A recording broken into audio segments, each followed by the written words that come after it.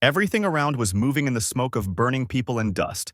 The air was filled with the stench of dying bodies and ash that irritated the nose. The person's eyes did not reflect emotions. The man stood up and wandered aimlessly forward across the battlefield. Here and there, flagpoles could be seen sticking out of the ground. The wind fluttered his red cloak. The blood on the blade had long since dried. Jack kept thinking and imagining how his life would have turned out if he had found the blade earlier. If his life would have been happy in that case. Having found the blade, his sister, the first beauty of the kingdom and an innocent child, would not have been sent to the Empire, and her fate would not have tormented her so much. If only he had found the sword earlier, then he, as a bloodthirsty killer of thousands and the death of people, would not have existed at all. I wonder what he would have been like. Or his mentor, his friend and comrade, with whom he associated a huge number of good and kind memories, the one with whom he associated his kindest moments. It was she who was the main culprit of all his knowledge, skills, and abilities. She helped him to formulate his potential and turn him into the person he is now. She is the best thing that happened to him in all his years. His strength had left him. How desperate he looked now. His long hair was stained with ash and blood. The scars all over his body were darkened. His greaves were nicked and stained with dirt. He had lost everything. He didn't want all this. He never wanted it. He was disgusted by all these endless wars, obligations. But the worst of all was the fear in the eyes of people. Everyone looked at him like a monster. Jack heard a noise. Behind him, another detachment was approaching him. This procession was led by a young nobleman. The boy's face was all sweaty from fear. Holding his sword at the ready, Jack noticed how the blade of his sword was shaking. The man felt sorry for him. The boy's hands stubbornly did not hold the sword tightly. Jack told the nobleman that he does not fight with children. The boy's trembling lips parted, and with great difficulty he told the killer that he had cut short his father's life, the boy's voice conveying his emotions and anxiety. Jack just smirked at the accusation. He had ended the lives of countless men, both from noble families and from lower classes. He did not remember the victims. The boy's eyes flashed with a furious fire. A real monster in a human body, he thought. The monster in front of him spoke about the deaths of people so calmly and peacefully that it became creepy. But now the word monster could not touch Jack's soul. The people around him and those he met uttered this word so often that it lost its meaning and did not touch him. Suddenly, streams of blood gushed from the wounds on the killer's naked chest. Jack was seriously wounded. His groan of pain echoed across the battlefield. He covered the wound with his hand. Jack felt tired, deadly tired throughout his body. His muscles were cramped with pain and spasms. His head felt like it was melting. He wanted to end it all, but nevertheless, he wanted to wait a little, to watch this boy. The young nobleman looked at him as angrily as he did fearfully. Jack, the one who razed an entire empire to the ground, killed all the great masters and overthrew the royal family, was called a monster. He asked the young man if he knew how often his sword had tasted the flesh of men, taking their lives, how often he himself had witnessed the death of others at his own hands. The killer's face was distorted into a mad grin. His golden eyes were emitting fire. He had killed hundreds of thousands of people. And was he a monster after that? Jack mocked the nobleman. He shouldn't have been so surprised. Even greater fear ate into the boy's body. This monster in front of him was not a human being. His heart seemed like it would break his ribs and jump out of his chest from horror. Jack assessed the nobleman with his gaze. He stood with a trembling sword in his hand, dressed in expensive fabrics and looking at him with eyes full of silent horror. The boy reminded him of himself. The warrior asked the boy's name. He said Jack Stewart. What a coincidence. Today was becoming more and more interesting. Weakening with each passing second from the lost blood, the warrior's voice remained just as calm. Jack liked that young Stewart was his namesake. The warrior kept thinking about Stewart's words about killing his father. He kept trying to remember him, but he couldn't. He told the young man about it. Tears flowed from the young nobleman's turquoise eyes. Jack had killed too many people, and almost all of them were the same, just like Stewart's father. The dialogue between the two Jacks was emotional. Young Stewart said that, although his father was not a good man, the boy missed his lost father. Such love was enviable to Jack. Jack did not apologize or justify himself for killing the nobleman's father, but he could still do Stewart a small favor. The boy became curious. Jack offered to kill Stewart. The warrior said this in a completely normal and calm tone, as if he was asking him for an ordinary request. "Kill me with this sword." These words echoed in the guy's ears. Jack's hand pointed at the blade in the guy's hands. The guy's face looked pale and surprised. Jack explained that there was no better time for Stewart than now. The warrior himself was seriously wounded.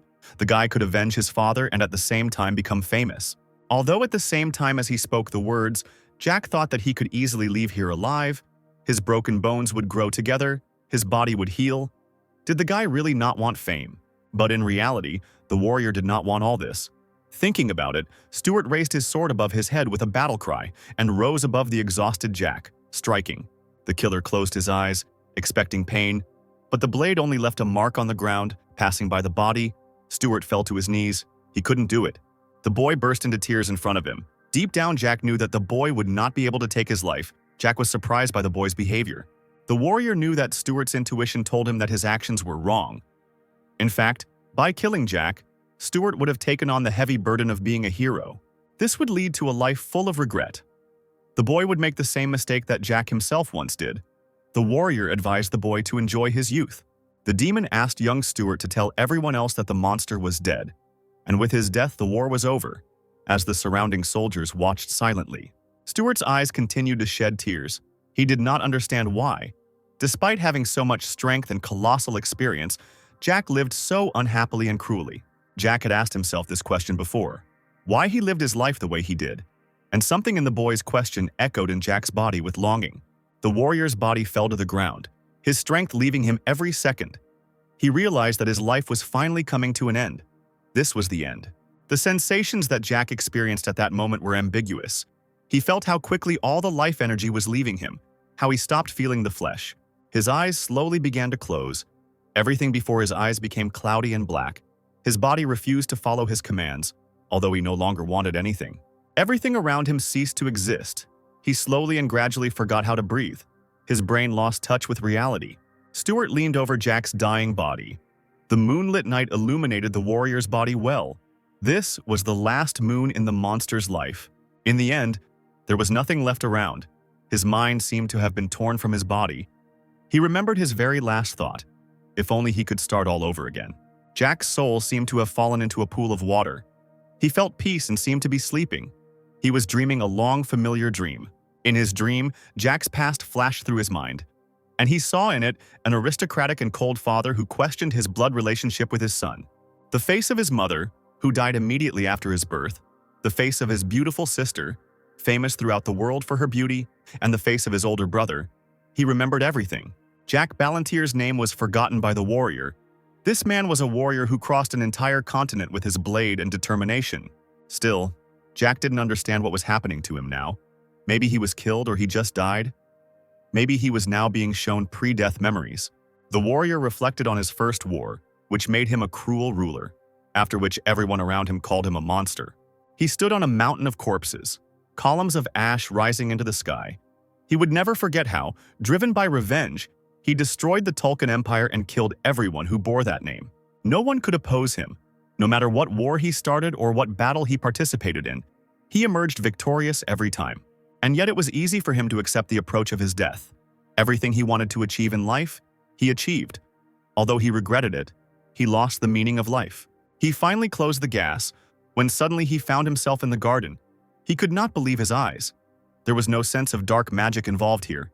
He found himself in the past. The Ballantyre family was one of the most famous in the Teslan Empire, and its members openly showed sympathy for the emperor. Jack himself was the youngest of the Marquis Ballantyre family, besides his older brother and sister, but his title as the youngest did not suit the young man. If he had been born into an ordinary noble family, everything might have been different, and he would have been satisfied with the title. But he was born into the family of the Marquis Ballantyre. Everything was different. The garden he found himself in was overwhelmingly filled with red roses, and the boy touched one of the buds with longing. The garden itself, which contained many representatives of fragrant flora, was an extension of the Ballantyre estate. Despite its beautiful appearance, the garden was actually a place of exile, although Jack liked it there. He was apparently banished with the purpose of frightening him, separated from his family and servants so that he would feel lonely and break down. The air was filled with the scent of roses, daisies, and orchids, and in the garden, on the white stone of the gazebo, the rays of the pleasant sun played, saturating the plants with rich color. A male voice called out to Jack, and in the heat of his thoughts, Jack had not even heard the footsteps. The butler offered him a drink. The butler of the Ballantyre's family was the only person in the entire estate who treated the boy warmly and supported him in dark times. Young Ballantyre still remembered the butler's name, Ron. He remembered that there was always a little cunning in this man. Jack turned to him with a smile. The young man decided to play a joke on the butler by asking if Ron had added poison to the drink. But the question confused the butler, and he blushed and began to get indignant. Jack smiled at the man in the black tailcoat, warning Ron that it was just a harmless joke. He was grateful to the butler for all his kindness. The tomato drink cooled Jack down pleasantly on this hot day. But besides Jack himself, there were 11 other people in the garden. One of them was the butler, who sheepishly thanked Jack for his kind words. As he was leaving, the boy noticed a smile on Ron's face, and his heart felt good. The remaining 10 were members of the guard, whose job it was to look after young Ballantier. The guards in full knightly armor seemed part of the garden. But for Jack, among them all, only Ron had value. For the boy, the butler was his only friend. The youth was thinking about a plan for further action. The nobleman came to the conclusion that everything that was happening to him now was real. He did not think that he would be able to return to the past. An hour had passed since his arrival. Jack Ballantier wasn't going to miss this chance. Going back to the past was a chance to correct all his mistakes, or rather, not make them at all. At this point, he was only 14 years old. At the time of his death, he was 34 years old. He had a lot of opportunities. It was strange to look at his hands and not notice the scars from endless battles, and he also didn't feel even the beginnings of mana. If we were to draw an analogy with other children from noble families, Jack was the weakest of them all, which was very unpleasant. The main reason for his weakness was the lack of mana that had not formed. The creaking of the hut's floorboards could be heard, and a heavy shadow fell on the boy. The blow to the head still echoed in his ears. The pain Jack felt at that moment pierced his entire young body. A very long time had passed since the last time someone dared to hit him on the head. Jack cursed. Even animals at a watering hole do not touch each other, and the lion is one of them, or his brother was not aware of such information. The tall, dark-haired boy demanded respect from the boy, dressed in a blue suit with gems on the shirt. His older brother's face twisted in disgust. His older brother, Pelon Ballantier, was the second child in their family, 3 years older than Jack himself, and had no love for his younger brother. The main reason for the boy's lack of magic was right in front of him. Due to Pelon's constant bullying, Jack was unable to practice magic. Even after a decade, his older brother still provoked the anger and infuriated the young man. His arrogance and constant bullying were forever imprinted in the young nobleman's memory. Pelon never held back from cursing and humiliating Jack, and he told him he could kill him at any moment, for the youngest of the Ballantiers was useless. At his age, he didn't know how to control magic. He didn't even have it. And he also didn't know how to wield a sword, unlike their sister. And if suddenly his younger brother takes a risk and learns magic, then Pelon will consider it a betrayal and will still kill Jack, he said, pouring the contents of the cup on his brother's head. The older brother demanded absolute obedience. He did not want to see or hear Jack, and demanded that he behave quietly, and also accept and tolerate everything that was done to him. And then, let the younger brother do whatever he wants. No one knows how it will all end. The only reason Jack was alive was because the Marquis's blood was in his veins. Only when Pelon becomes the head of the family after his father's death, then perhaps he will accept Jack as his younger brother. Jack remembered that because of his weakness, he could not defend himself in any way. For his age, the boy was in many ways weaker than his peers. This served as a pretext for mockery and ridicule from other family members, and as a result, the servants also did not respect him and were aware of his weakness. The people around him, even those of such a low rank as a maid or a cook, constantly mocked him, without even trying to hide it. But in many ways, the culprits of the daily persecution were the spreaders of rumors, such as his brother and Count Mentis. But despite this, the sight of his older brother made the young man laugh, because no matter what he did, his sister remained the eldest child in the family. She was the only person in the family he could rely on or trust. She was the only one out of all his relatives who cared about him. His older sister was a year older than Pelon, but unfortunately for the boy, she could not become the head of the family because of her gender. Her fate, as the daughter of the Marquis of the Ballantier family, was determined from the moment of her birth. The fate of the Marquis's daughter is predetermined. She will marry the one her father likes and will live her entire life in a small estate, giving birth to heirs. The boy stands frowning and looks at his older brother with great hatred. Before him stands the one who contributes most to making sure that his sister's life is and will be like this. The boy's hand clenches into a fist in rage, because this is the one who is ready to sell her to the first person he meets in order to quickly take the place of the heir. If he kills him, he will be doing the whole world a favor because a man thinks of no one but himself. The older one swings at his brother. He didn't like the way he looks at him. Unlike previous times, Jack intercepts the elder's hand, preventing the blow. The guy's look is confident. He grabbed tightly and is not going to let go. The elder does not understand how he dared to do this. But that wasn't the end. Jack made a dash, and dragging the huge body towards himself, threw it over his back. The boy's face mocks the situation. He lets out a sarcastic phrase, humiliating his brother. Rage fills the elder. He reaches for his sword, and his body begins to blaze with fire. The servants standing aside decide not to approach so as not to get hurt themselves. The elder begins to collect mana. Of course, they're not going to stop them, so Jack takes a confident stance. Suddenly, their butler Ron appears in front of them, covering the baby with his back, and asks the master to stop and not use mana now. In response to the request, the gentleman does not react, but hits him in the face for daring to interfere with him. The blow was so strong that the butler fell to the floor. Jack did nothing about it. For him, there was no point in it. He stands there smirking as he watches what's going on, but he doesn't help. Ron has a lot of his own secrets. The elder's cry spread throughout the area. He reports that Jack is a vile spawn, and he will die along with his butler. He is interrupted by Jack's mockery, smiling as he pretends to clean his ear, and jokes that the elder one wants to stun him. Veins began to appear on the elder's face. Jack did not expect this, but he drove him so crazy that he decided to draw his sword. It doesn't matter that his body doesn't know what training is and hasn't been able to open up his mana. He's not going to lose. The elder swings his sword around himself, his teeth clenched and his eyes filled with confusion. But the magic of the third circle is his limit. No matter how expensive the sword he uses, he is still a child.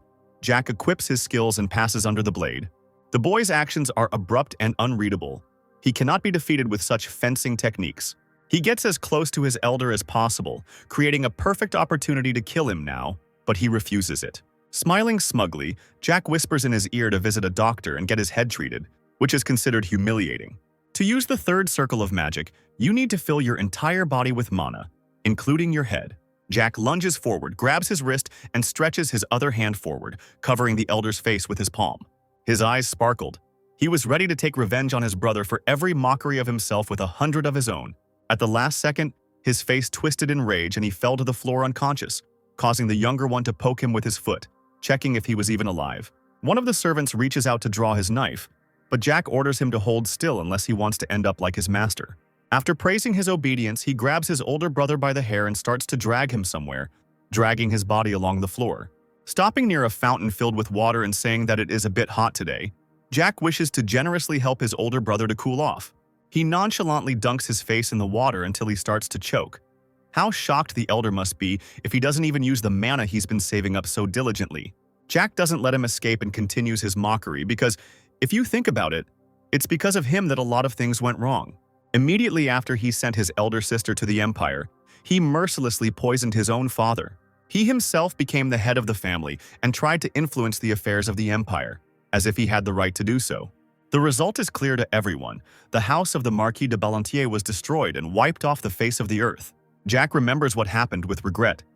But he doesn't care about revenge for his father and their home. He only felt sorry for losing the opportunity, the one that their sister gave them at their wedding, and it makes them angry, making the guy grit his teeth. Their sister has always been very smart and has a pleasant character. Everyone spoke well of her. It was so painful for her to leave her home. Jack could hardly imagine the feelings that overwhelmed her. She went to another empire to ensure her family's good reputation. She was filled with horror. Elizabeth knew what she was getting into because her fiancé was not an ordinary man. He was the fourth prince who had terrible rumors about him. But she was not his legal wife, so no one would come to see her. Just looking at his face, Elizabeth was overcome with fear. He ordered her to stand quietly, nod when asked, and not forget to smile. For the sake of her family, she was ready to do anything, even such a relationship.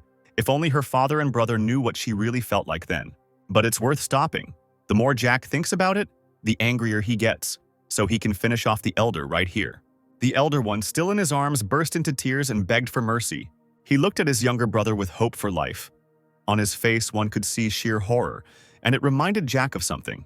In his past life, when he killed people, such grimaces of fear of death were encountered all the time in the war. Jack clutched the lock of hair tighter in his hands and began to slowly lower his brother to the ground, asking him to think carefully about everything he had done to him. Bending his face over the water again, he warns that if he is having trouble thinking, he can help him remember. Or is it better to let the older one experience everything on his own skin so that he understands the importance of family ties? Jack mercilessly swings his fist at him and is about to hit him, even though he has already admitted his guilt and asks him to stop. He is distracted by the butler Ron, who was watching everything from the gazebo, and he asks the young master to stop bullying him. But his word means nothing to Jack. Thinking for just a second, he ends up knocking his brother's head out on a rock. Having thrown the elder one to the ground, he turns to the servant and asks him to clean up, or rather, to take away his still living brother. While the worried servant rushed to help, Jack rubbed his hands and calmly left there. As they pass the butler, they bump shoulders, and Ron realizes that the young master has changed. He is trembling with confidence and courage, and the house has learned about what happened. The lady fell unconscious at the sight of her son.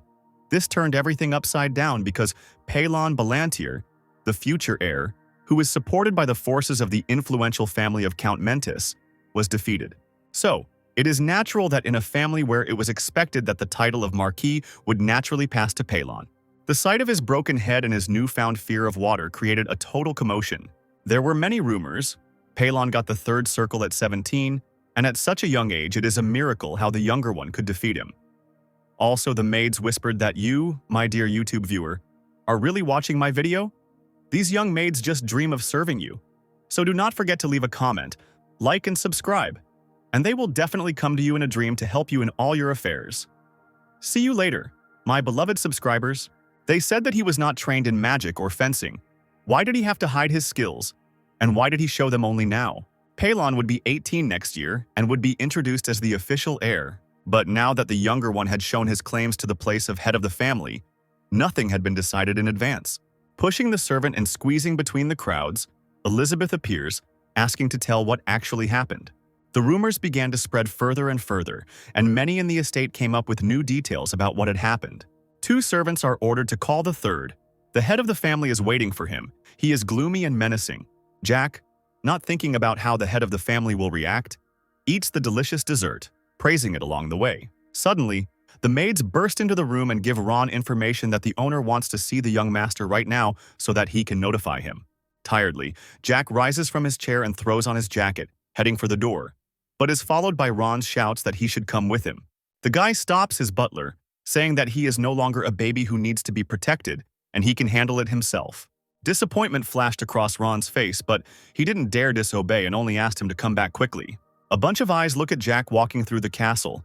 He feels each of them, realizing how long ago these sensations appeared the last time. These feelings, when for those around him it's as if he doesn't exist, even though the corridor is filled with servants. It doesn't matter what others think about him. The main thing is that it ends soon, and he reaches out his hand to open the door. But the knights forbid him entry. They pretend that he is not here. He considers this stupid, turns to the knight, and when he ignores it, he starts kicking him, calling him blind or dumb. In response to such actions, he looks menacingly at the boy through the narrow slit of his helmet. And in the past, he would have immediately run away from such a look, but not now. Smiling sweetly, Jack sternly tells him to relax his expression before he splits it in half. When he ignores him, he hits him again, but with all his might, and the knight falls to his knees. Jack says that he won't repeat it twice, the Marquis called him. But then why is there such a discrepancy? Jack asks. Why he is not letting him in? The knight rises abruptly and, stuttering slightly, says in a commanding voice that he cannot answer. Rubbing his chin, the guy understands what it means that he needs to wait.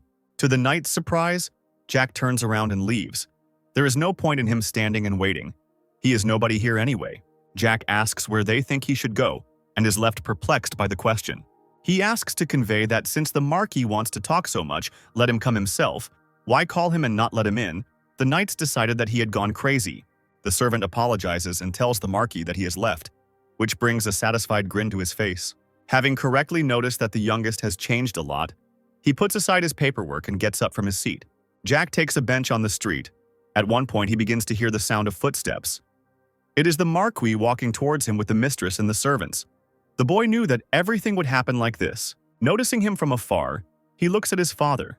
Even from his face, it is clear that he is an old, stubborn donkey. Surprisingly, he remembers it exactly the same, despite the fact that he actually saw it many years ago. Sometimes Jack tries to think that he doesn't exist at all.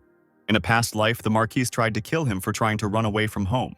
In fact, the Marquis is a man who is capable of selling his child for the sake of his reputation. Too greedy for power, and too incapable of achieving what he wants. Without rising, he greets the man. Such is the Marquis Balantier.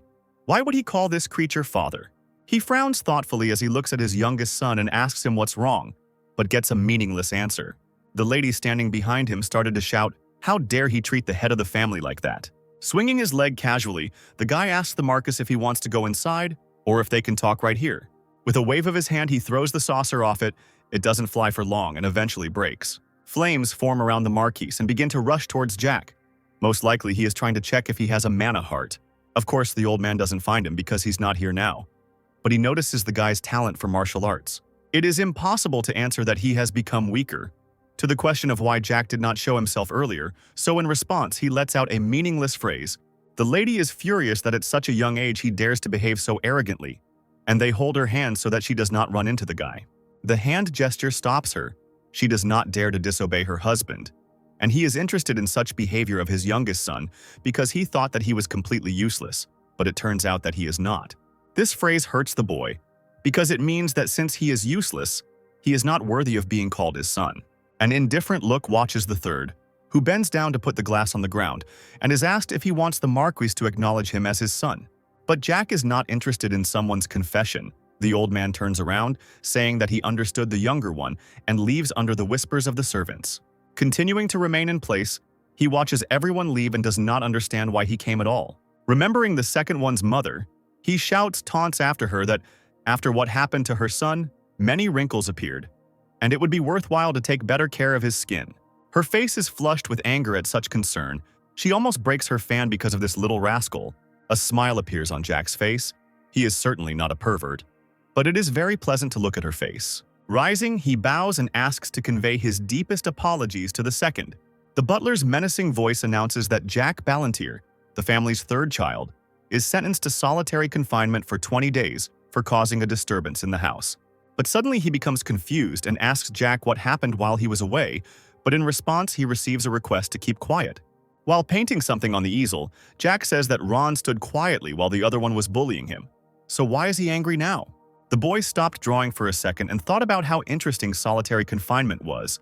He had already been sent to the Rose Garden, and now this too. Ron thought.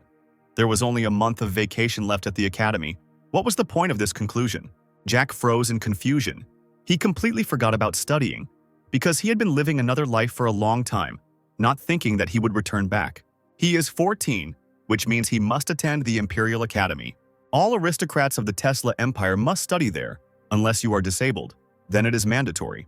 The course lasts 4 years and begins at the age of 14, so Jack is now in his first year. The first semester had ended, which meant that summer holidays had begun, and he felt awkward about being a student again. His tutor is directly connected to the academy. He can skip any subject, but not hers. Jack will no longer quarrel with the Marquis over trifles. He will go to the academy.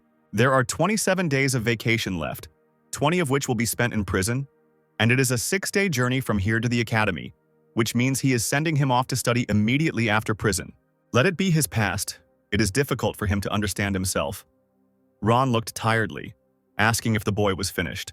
Jack stood up from his chair and touched the easel, intending to show it to his butler, and at the same time inquired where his imprisonment would take place. To this question, Ron expressed regret with his whole appearance. There is only one place for imprisonment. It was for criminals who had committed crimes on the Marquis's property, and this stunned Jack. Uncertainly, he decided to confirm his guess that it was a prison and received a positive answer. A disgruntled cry erupted. The guy didn't think that everything would be so bad and he wasn't going to leave it like that. To tell the truth, the academy holidays are not only for relaxing. You can understand this even looking at Palon, whose head was broken. Almost every day from the start of the holidays until his head was smashed in, he attended social events, meeting with other aristocrats and noble families. Jack had never had this happen before, and the Marquis's affairs certainly didn't interest him. But what his relatives said infuriated him. They said that not here, or anywhere else, there would be no place for him. But now he sits in prison, chained by the leg. The boy decided to go to prison himself, without waiting for the guards to send him, so as not to humiliate his dignity. It was hard to tell from the crying face of Ron, who watched him go, how much pain he was in. Tears flowed like hail. He brushed them away with a handkerchief and watched them go like a pitiful kitten. Jack was different from the other prisoners in some way. Namely, he had a bed, a toilet, and 3 meals a day. But what's the point when the boy is sitting in a small, cold brick room with an annoying fly buzzing around him? The blankets there haven't been changed for half a century, and even the flies refuse to eat the soup. The boy sits leaning against the wall with his arms crossed. There is too much time for thinking, and it is too much. Aristocrats who own landed estates can punish residents as they wish, using local laws rather than imperial ones. In fact, on their territory, aristocrats have the same rights as the ruler of the empire. Jack may be imprisoned by the Marquis, but he is still his son, an aristocrat. It would be fine if the guy had rebelled against him, but why did he have to go through all this torment? Well, or maybe he is trying to console his elder in this way. I wonder if the Marquis uses poison or forbidden artifacts as an excuse for the public. Although this is already too much. Surely the Marquis came up with a good story to justify the second one. For example, that Jack Ballantyre is a disgrace to the family, having learned forbidden magic because of his greed. The noble elder brother noticed this and had to do something. When his brother caught him doing this and ordered him to stop, Jack not only disobeyed but did even worse. He dared to use it on his brother so that he wouldn't dare tell him what to do. And even though Palon was seriously hurt, he found the nobility to forgive his foolish younger brother. Surely such a scenario has already matured in the minds of the Marquis and the Marquis. It's sickening to even think about it. But it would be okay if they kept him here for a couple of days, but the boy doesn't want to spend the entire vacation in captivity. He doesn't care about this place, he can run away right now, but he won't do it for 3 reasons: his sister, Ron, and his mentor. Besides, Jack is back in his old body. He is just a 14-year-old little boy with no muscles and too weak to survive on his own. He knows the rule of survival in this world. The strong devours the weak, the strongest survive, and the weak become food or die. He doesn't want to start a bloody massacre like in his past life, but he still needs to take revenge on many people. This will require 2 things: time and power, and these can be obtained at the academy. By training, Jack can gain more influence and buy time to regain his former power. If he succeeds, he will protect his loved ones, namely his sister, his mentor, and Ron. Then, to achieve this, you need to take back what is rightfully yours, even if the guy doesn't like it. Little by little, mana began to form in his hand. There are 10 levels of magic mastery in total. The 1st and 3rd circles are for beginners in learning magic, the 4th and 6th for experts, and the 7th and 9th for those who have mastered magic at the highest level. And the 10th circle is for people who are called masters or supermen. Jack presses his palms to his chest and slowly creates a blue glow. And it's even good that there's no one here. It takes 2 hours to create the 1st circle, and at that age he is a complete weakling. In his past life, he began studying mana at the age of 17, raising his hand up and letting it fly above himself. But immediately he starts waving his arms. No one should know what he is doing here. A strange sound is heard from the corridor, similar to the sound of the Marquis's shoes. Has she really arrived? Jack wrapped himself in a blanket and pretended to be asleep, but he heard that the sound was not as heavy as usual. This voice that he heard was of a man whom he could only see in dreams in his past life. His tearful sister, Elizabeth Ballantyre, held her hands out to his face through the bars and asked anxiously if the boy was hurt. Tears rolled from his eyes. His beloved sister was still as beautiful and kind at heart. She addressed him affectionately as Jackie, a name he had not heard for so long. Pressing her hand to his face, he smiled with happiness and reassured Elizabeth that he was not hurt and everything was fine. In a gentle voice, she asked why he used black magic when she could have taught him regular magic. Their hands intertwined. She says that she is sorry, and that Jack should have stayed at the academy instead of returning home. His face froze, which made his sister worry. She, slightly shouting, asks if everything is okay, and he listens to her at all. Wiping away his tears, Jack began to smile, happy that this was all happening for real. But suddenly he calms down, and sitting down more comfortably on the floor, he seriously calls out to his sister. Jack asks if she wants to run away, perhaps to a small village and work together in the fields, but Elizabeth sternly repeats his name. The kid continues that he knows how the second and his mother treat her. It is better to leave everything behind and live in a quiet place, find a man who will love her. He continues his speech about how long one can remain under the oppression of the Marquis. But he is interrupted by the cry of his sister. Elizabeth asks him not to say that because he is their father, and no matter what happens, he will always remain so.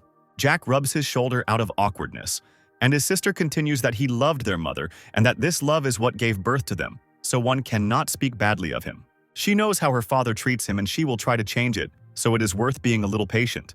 But he doesn't remember. In a past life, she said the same thing, even though her whole appearance radiated sincerity in her words. Jack really did return to his past after death, and it was so wonderful to see his sister again. While the girl is touched by his words, the guy gets up and asks her to move away from the bars a little. When she does this, he is satisfied with her position and gathers mana in his hand. The sister is shocked by what she sees because Jack touches the cold bars with his hand and knocks out the lock. Slowly opening the cage gate, the boy comes out and his sister asks how he mastered the circle. But, ignoring the many questions, Jack comes up and hugs the girl tightly, apologizing to her. This makes me even more worried. My brother's behavior is very strange. Elizabeth holds the guy by the shoulders, asking if he is sure that everything is okay with him. Jack and his sister stood hugging in the middle of the cell, young Ballantyre trying to persuade his sister to escape from this cursed place and be happy. Jackie could give this person, the most precious person in his life, a calm and peaceful life. He remembered his sister's fate. Tears flowed from his eyes like a stream. They would not have to return again. It was only necessary to turn to the memories of a past life, as Jack remembered that he was soon to meet the fourth prince. The fourth prince took his kind sister in the past. The girl at that moment did not understand that she was going straight into the mouth of the beast. None of them knew. It is what this prince will do that will forever change Jack himself, outlining his life into before and after. It is he who will make the youngest of the children. The Marquis is a real monster. Jack remembered how he found this representative of the Tolkien Empire. He was caught and locked in a dungeon, all his limbs tied to a torture board. This man made the life of his beloved sister a complete hell. That day, young Ballantyre's face burned with anger and desire for revenge. His hatred towards the prince was so great that those emotions and memories of that day were fresh. He will never forgive the Tolkien Empire for what they did, nor anyone else in it.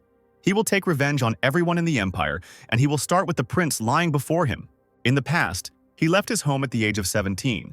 But for another 10 years after that, any news that reached him about his home and the events that took place in it indicated that nothing had changed there. One after another, each of the noble families of the Tolkien Empire was cast into the depths of hell. And in the end, all that remained of the once powerful noble family of Ballantyre was its formal existence on the map of the world. After the defeat of the Tolkien Empire, all power and sphere of influence was concentrated in the second largest and most powerful empire, the Teslan Empire. As already mentioned, some of the Marquis's children were still alive, which is why the Ballantyre's house actually existed. His sister was still alive at the time when she learned of her family's capture. And although her life had become a living hell, she never lost her kind heart until her death. The eldest of the Marquis's children fell to her knees before her husband, the fourth prince, begging him to spare her and save her family. But she was only met with a cold gaze. But in reality, she had no rights, not even the most insignificant ones. Her position was equal to that of a concubine, and she was treated accordingly. No matter how much she tried to persuade the emperor and the prince, no one even tried to listen to her, and they all rejected her request, but she was not going to give up. Elizabeth, Jack's sweet and innocent sister, spent the next few days begging the court to spare and free her family members, and she was willing to do anything to achieve this. For 3 days and 3 nights, the emperor's palace was torn apart by Elizabeth's pleas for help. The downpour hid her tears. Wet and swollen from tears, she kept the hope for mercy. In the end, this bore fruit, and the emperor decided to listen to her request and come to meet her. So everyone said, the emperor's generosity was boundless. This is how everyone, not only in the empire, but throughout the continent knew this story because the real truth was much more cruel. But the true story of Elizabeth of the Ballantyre's house was known only to Jack. He remembered the horrors that lay behind the words about his sister's readiness for anything. That day, having learned of the imprisonment of her family, Elizabeth asked the fourth prince for help, who came to meet her. Her happiness knew no bounds, but her joy was short-lived. The prince leaned over her like a mountain and reminded the girl that his power was enough to wipe out her entire family, and she was obliged to obey him. The prince warned the Marquis' child that as long as she obeyed all his orders, her family would be safe, and the prince would not hesitate to manipulate her. From that very day, Jack's sister turned into a real living toy for any palace intrigues and lustful fantasies. The emperor and prince were cruel in their sadism. Naturally, in this situation, the real and legal wives of the emperor and princes did not stand aside, choosing not her side. The subsequent time and everything that happened to Elizabeth made Jack's blood boil in his veins. His sister was doomed in the emperor's palace. Naturally, like every toy for a child, Elizabeth became a useless broken toy. The fourth prince lost interest in her.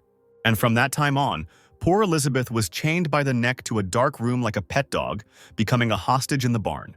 After these events, the Ballantyre's house was overthrown and destroyed completely.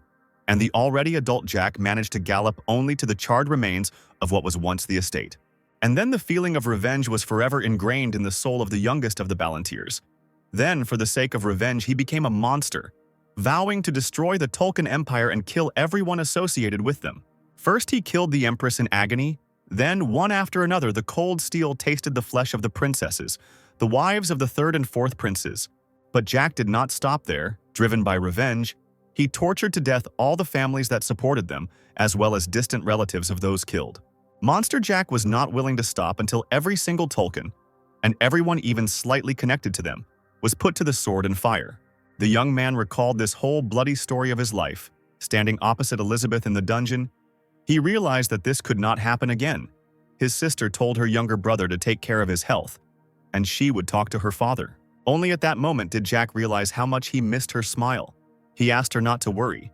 He would do everything that was required of him, this time for sure. As Elizabeth walked up the stairs of the mansion at night, she kept thinking about her brother's behavior. He had changed so much. In the past, Jack would have silently endured everything. She wondered if it was for good or not. There was a confidence and strength in her brother that she had not noticed before. But she couldn't get the idea out of her head that her brother hadn't just used a random black magic spell, but that he had done it with skill. She herself had sixth circle magic. Perhaps for this reason she did not feel the slightest trace of magic. But her father had the seventh. Everything was ambiguous here. Standing in front of the door to her father's apartment, she decided that these were all the words of the Marquis. The girl gathered her courage and prepared to meet her father. Entering the chambers, her father was sitting over a cup of tea. She did not hesitate and asked her father to release Jack from prison, operating on the fact that he did not study black magic. Everyone knew about Jack's weakness. He didn't even have the rudiments of magical art, and there was no talk of learning such complex magic. Saying this, she of course understood that her father knew the truth, but did not want it to become known to the public. Her father had no equal in ambition. Elizabeth noted that Jack was not chasing the title of head of the family. Her father liked her speech, and with a smirk on his face, he ordered her to continue. She understood everything in an instant.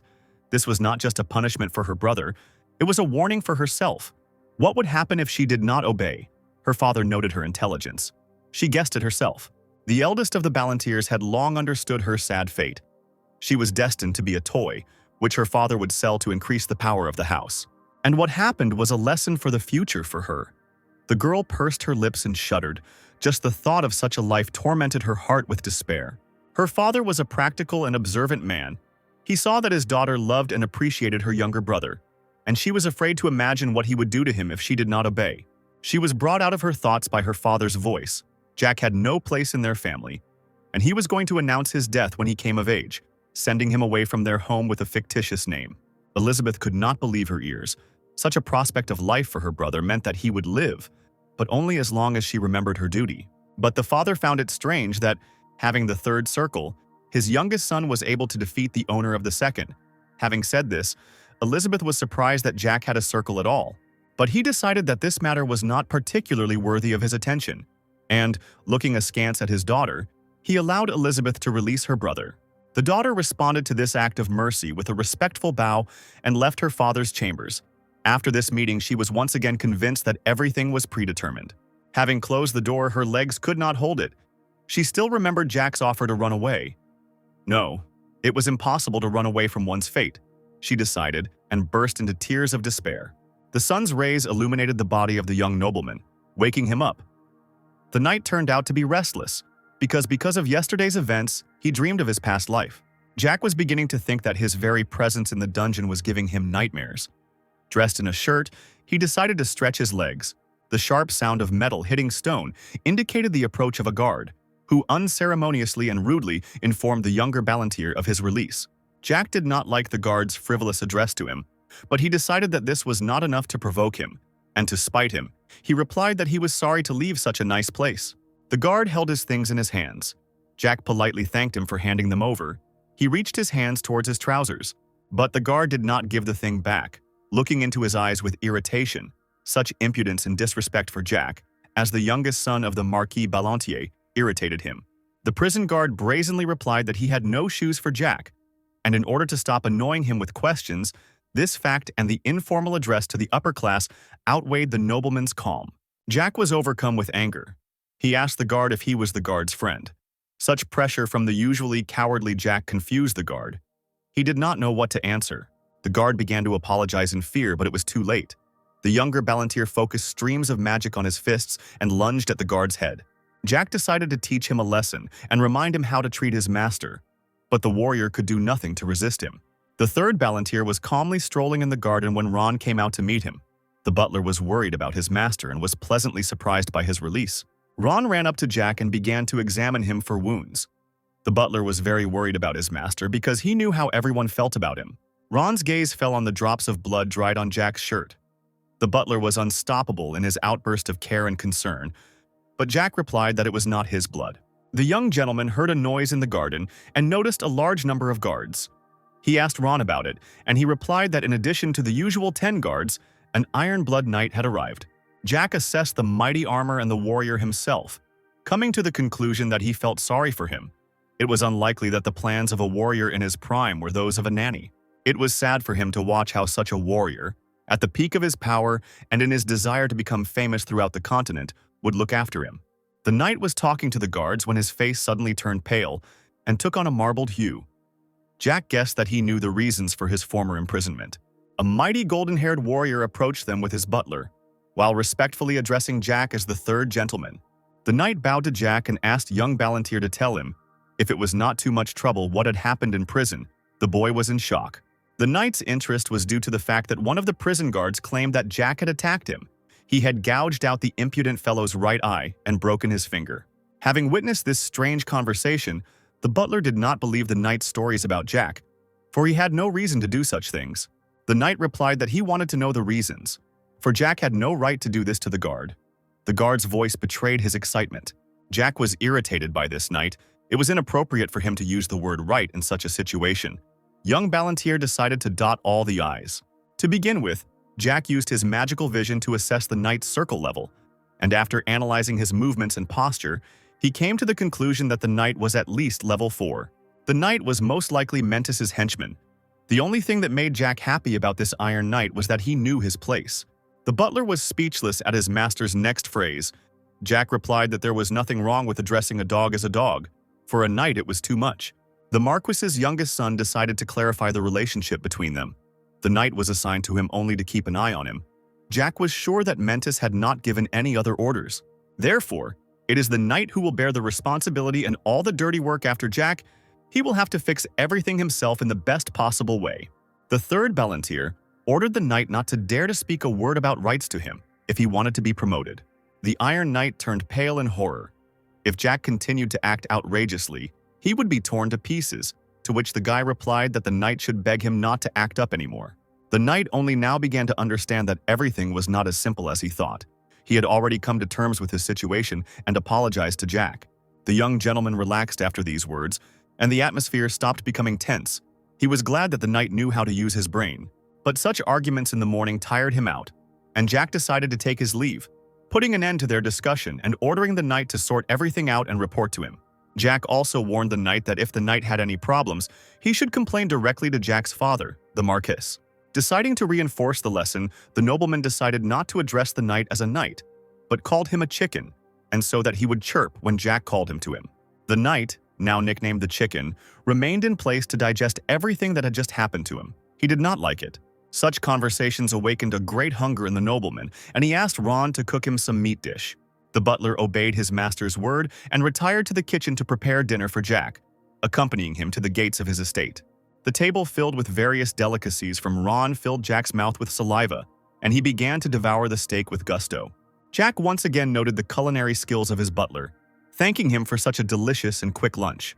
Jack could feel the butler's gaze boring into him and gave Ron permission to say what he wanted without having to stare. But the butler was afraid to say what was currently in his head. He hastened to look away from his master. Jack decided not to give up and cut up a tasty piece of meat to treat Ron, because there was plenty of food anyway, and the nobleman couldn't handle it himself. But Ron's position did not allow him to dine at the same table with the one he served. He was only a butler, and Jack was a nobleman. But the third Ballantyre was not satisfied with this, and he simply ordered Ron to sit next to him and share the food, while actively patting the place opposite him. The boy asks the butler with interest how his sister is doing, to which he receives the answer that she is fine. The butler looks at the boy with a puzzled expression, who seemed not to quite trust his words. While the boy chews another piece of his food with gusto, the butler sits uncertainly opposite him, his head bowed down.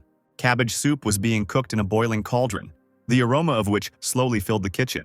A small child peered out from behind the door, his large eyes watching with delight as the servant prepared dinner. The boy with long light brown hair held a bitten apple in his hands, looking back discreetly. The boy smiles and holds his hand to his chin, reflecting the slight bewilderment of his character. The guy listened attentively to the boy with a slight look of concern on his face. On the left is a girl with chestnut hair pulled back into a flowered bun and a white dress, and to her right is a smiling man in a brown suit. The boy says that his sister was very similar to his mother and had the same good qualities. The younger gentleman turns to the butler with curiosity. Jack, smiling, says that if this whole story were the plot of a novel, it would be unrealistic. The sound of a horse's hoofbeats instantly racing somewhere in rainy and cloudy weather. Two unknown men in cloaks were riding quickly on horses. A man with long hair sits on a horse that has raised its front legs in fear. A man with long dark hair wearing an eye patch looking forward. A guy in a cloak, sitting on a horse, stretches out his right hand, around which lightning has formed. The boy, holding a cup of tea in his hands, could not believe that his servant had been a ninth circle magician the whole time, while he sat with his head down. The boy asks the butler if he knew about his mother's ability. The butler looks thoughtfully at the same point, his gaze seemingly directed downwards. The boy, slightly squinting his eyes, says that he can pretend that he doesn't know anything. The butler, sitting with his head down, demands to know what the boy wants from him. Silhouette of a girl with long hair, with a pink ribbon on her hands on a purple background. The protagonist explains that his sister was so kind that she was ready to die for others. The boy's hands loosely intertwined. The younger gentleman stated that he intended to visit the academy, and if everything went well, he would not return back. In a relaxed atmosphere, the boy and the butler were calmly discussing something at the table. The butler had a sad look on his face as he addressed the boy. The boy looked at the butler with displeasure on his face, his voice full of indignation. Leaning back in his chair, the boy calmly said something. The boy cried out something in displeasure, clearly not expecting anyone. One of the knights, breaking into the boy's room, reports that one of the guards was sent to the hospital. Afterwards, he states that he was unable to control the blade due to his own carelessness. The younger gentleman turned to the guard with a slight grin on his face, mocking his actions. The boy, as if mockingly, offers the fair-haired guy a treat, but he refuses. The fair-haired knight, slightly bowing his head, introduces his real name. The boy, looking at the knight with a smile, asks him for a real sword for fencing training. The knight says that it is not his responsibility. A boy's hand weakly holding a silver fork. The boy grins evilly, leaning back in his chair. Jack insistently offers the guy to beat the crap out of him. A boy's hand, with fingers positioned at different levels and slightly bent. The knight looks at his palm with concern and confusion. A palace with brickwork and decorative elements against a blue sky. The butler, closing his eyes, tells the boy that this guy is on the fourth circle. The butler, with an uncertain expression on his face, asks the boy if he is confident in his abilities. The knight, standing among the rows of swords, carefully examined each of them. The butler, frowning, suggests that the boy not bet on losing. The boy asks the servant with a smile if he can bet on it. The butler, clearly worried about the boy, anxiously asks if he is sure about going for it. The boy bristled, his young face reflecting all his worries and insecurities. The younger gentleman offers the servant that if the knight hits him at least once, he wins. The butler, placing both hands on his knees, listens to the boy. The guy, looking down, says in a submissive voice that he can simply order if he wants something. The boy can barely contain his laughter at what the butler heard. The boy's hand, holding a fork, reaches for something. Looking away and slightly embarrassed, the butler remarks that it is awkward to point a fork at another person. The younger gentleman, holding a fork in his hands, blinked in bewilderment. With his pupils flashing and his fingers crossed, the boy seemed to begin to devour his servant with his gaze. When the butler says he doesn't mind requests, he starts to beam with happiness. While the knight bows before the younger lord, the latter listens to him calmly. The boy rests his hand on his chin and looks away, a hand lying on a table with its fingers slightly bent. The guy looks worried because of the bead of sweat running down his face. The younger gentleman suggests that the boy go to a deserted place where they can train. A boy with a sly look and a smirk on his face mocks, asking if he's afraid of losing. In response, the guy says with some confidence that he is not afraid of losing to the boy. The fair-haired guy, clearly unsure of himself, begins to sweat from excitement. The younger gentleman asks the butler if there is a deserted place nearby. The guy thoughtfully put his hand to his chin, immersed in his thoughts. While the boy looks around the basement in surprise, exercising his elbow, two guys stand and watch his reaction. The boy asks the servant if he exercises here. In response, the guy gives a negative answer, saying that his mother arranged this place for her children. The younger gentleman asks why he didn't know about this place, to which the servant replies that the boy had no reason to go there before. Many cunning arrows and swords, neatly folded in their places. The boy beams with happiness as he looks at the butler, who readily fulfills his wishes. The boy, crossing his arms over his chest, turns indignantly to the fair-haired guy, a boy's hand with an open palm. The boy stretches his hand forward, opening his palm, demanding the knight's sword. The boy hands the boy a wooden sword while standing in front of him. The boy, squinting his eyes, smiles slyly, thinking about something. The boy looks forward with a serious expression on his face, as if assessing the situation or thinking about something important. The boy suddenly begins to attack, rushing towards the guy. The boy, waving a wooden sword, tries to hit his opponent, but the boy manages to block the attack. The guy underestimates the guy's attacks, considering him a rookie. Underestimating the boy's attack, the boy finds himself in front of his sword. The younger gentleman creates a tense and dramatic scene, leaving his opponent in complete shock. The boy smiles and his expression looks a little sly. There are beads of sweat visible on the guy's face, which may indicate that he is tense. The butler, covering his mouth with his hand, is surprised, watching how the boy managed to get close to the guy's neck. The boy, horrified by the sharp attack of his opponent, throws the sword from his hand. The boy finds himself on the floor in front of his opponent's sword. The younger gentleman fights his opponent with a real sword, immersed in the atmosphere of knightly tournaments. The sword is at the guy's throat again, and at that moment time seems to freeze. The butler stands in profile, holding his hand to his chin as if deep in thought. The guy looks focused, his black-gloved hand raised to his lips. The younger gentleman, with a smile on his face, holding a sword over his shoulder, asks something to the fair-haired guy. The boy looks worried and tense as he answers the younger gentleman's question. Next, the boy asks the guy when he started training with mana.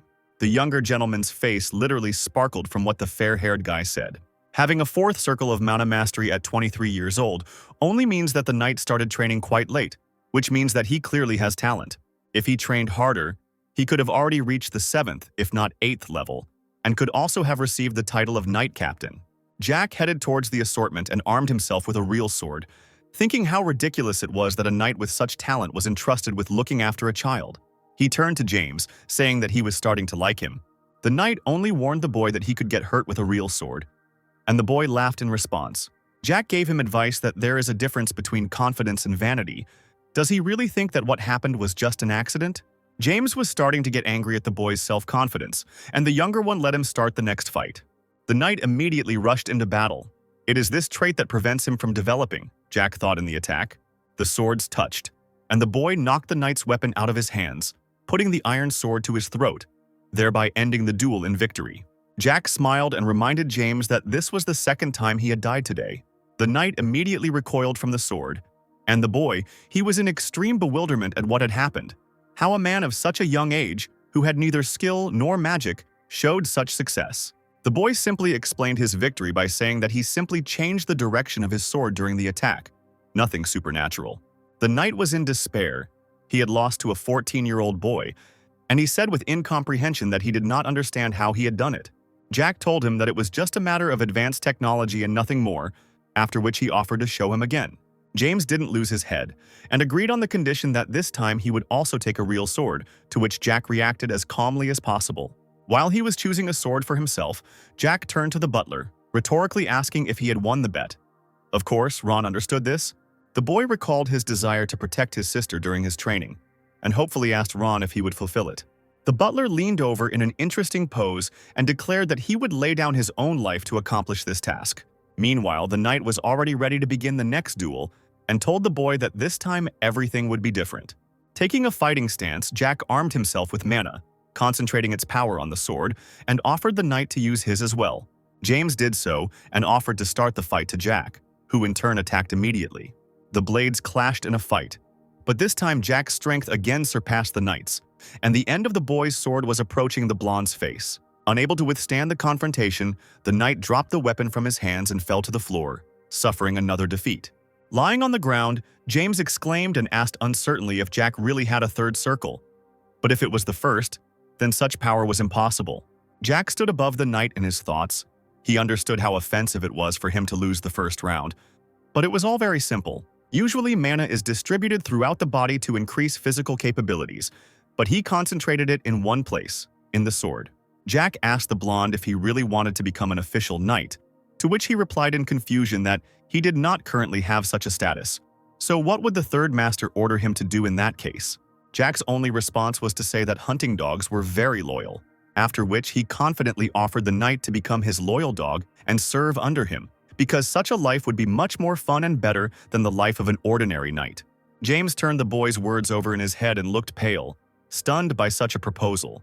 It was only after a few seconds that he spoke, asking what he would gain if he did agree. Jack was bluffing, because he was counting on the fact that his interlocutor would first ask what he would have to do in the event of an agreement. And he asked the knight directly. Without waiting for his answer, the heir explained that if James did become his dog, he would receive the strength and power he needed.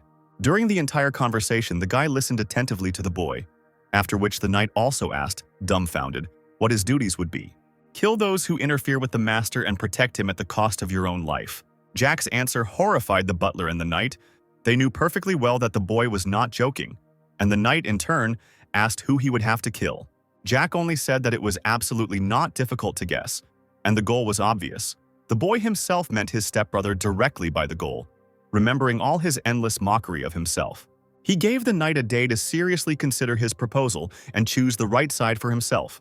Already in the mansion, Ron gave Jack a relaxing massage, asking him if the gentleman was too careless in his actions, and it was hardly worth seriously trusting James. Jack, sipping his drink, answered negatively, and said that of course he understood that most likely the knight would report everything to the Marquis, and smiled. The butler told him that he shouldn't smile in such a situation, because it would only benefit her. And if the Marquise finds out that Jack is leaving tomorrow, she's in a position to arrange something really bad for him. Perhaps he will even kill. Isn't the gentleman worried about this? Jack only answered Ron in a relaxed manner that the Marchioness had the right to do whatever she wanted. Nothing would work out anyway, and he himself was lost in his thoughts. Several days had passed since the incident, but his brother was still afraid of water. Jack was absolutely certain that the Marquis wanted him dead, but could not do it yet.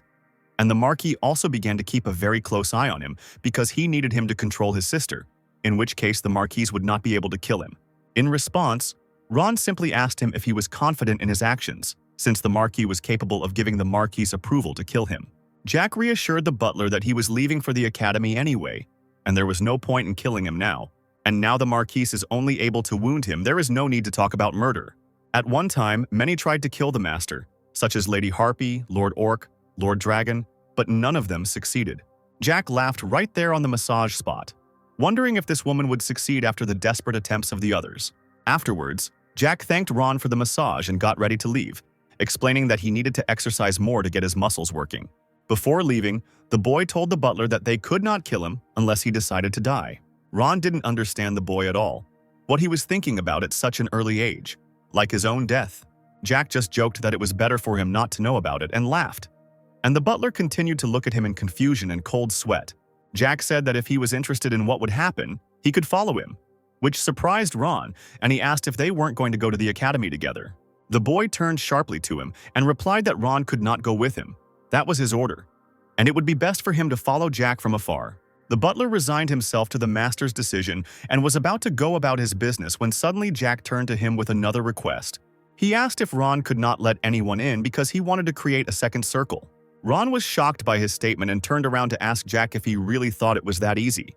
Jack looked at him questioningly and mockingly, and a second later smiled and said that for him, personally, such a matter was easy.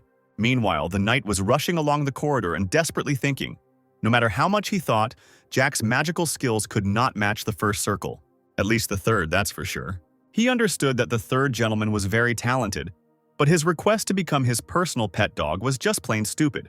After all, he doesn't have much support, for example, the support of the Counts of Mentis, and he also doesn't have any personal knights. He's alone. James froze in the middle of the corridor and kept remembering the gentleman's words, his offer and confident tone. These are two strange words for a child. Having thought about everything, the knight decided to tell the Marquis everything, about Jack's hidden talents for martial arts, about their conversation in the basement. This was his chance. He broke into a nasty smile, thinking that he would finally be able to please the Marquis and the Marquise. His thoughts came together as one. No matter how talented the third gentleman was, he would never be able to defeat the Marquises unless he was a monster. Meanwhile, Madame Elizabeth sat in the spacious hall and listened to the Marquise's words about how her commoner mother had left her a chance for a good life. That Elizabeth has nothing worthy except her appearance. The girl, sitting, calmly listened to the nastiness directed at her and remained silent, unable to answer, when suddenly the Marquise offered her a glass of wine in order to calm down. Elizabeth immediately refused, explaining that she could not drink in front of the Marquis. The woman drained her glass in one gulp and continued her speech insidiously. She informed the girl that it seemed that the eldest son of the Duke of Malin was interested in her, as was the middle son of the Duke of Osenbul. The Marquise immediately interrupted herself, clicked her tongue and corrected herself. The middle son would definitely not suit the girl. She will find her a much better match, but for now, the girl should take very good care of herself.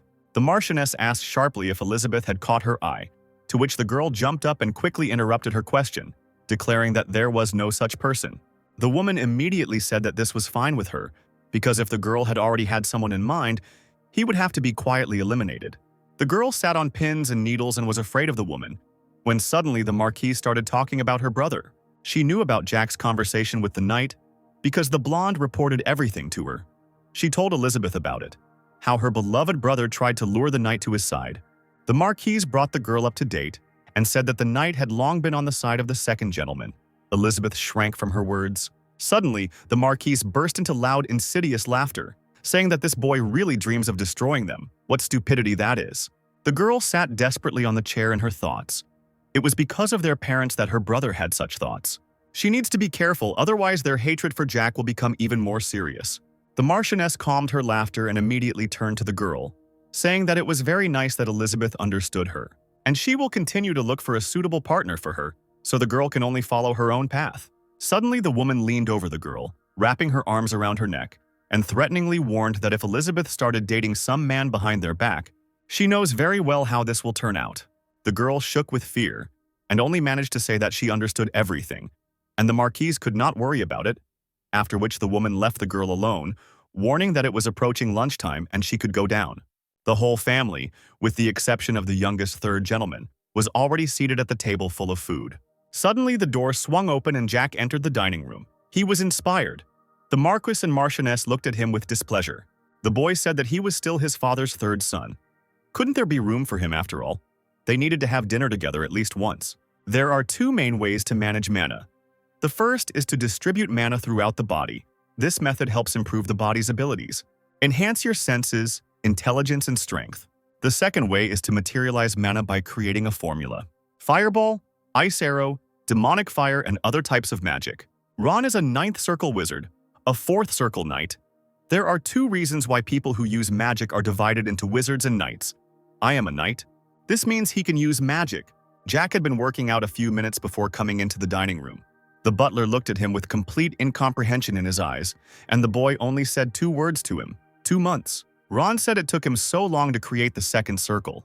Jack understood everything, although the transition from the first to the second circle usually takes 4 months. But Ron did it in 2, and he didn't go back in time like Jack, so he can imagine how much work it took.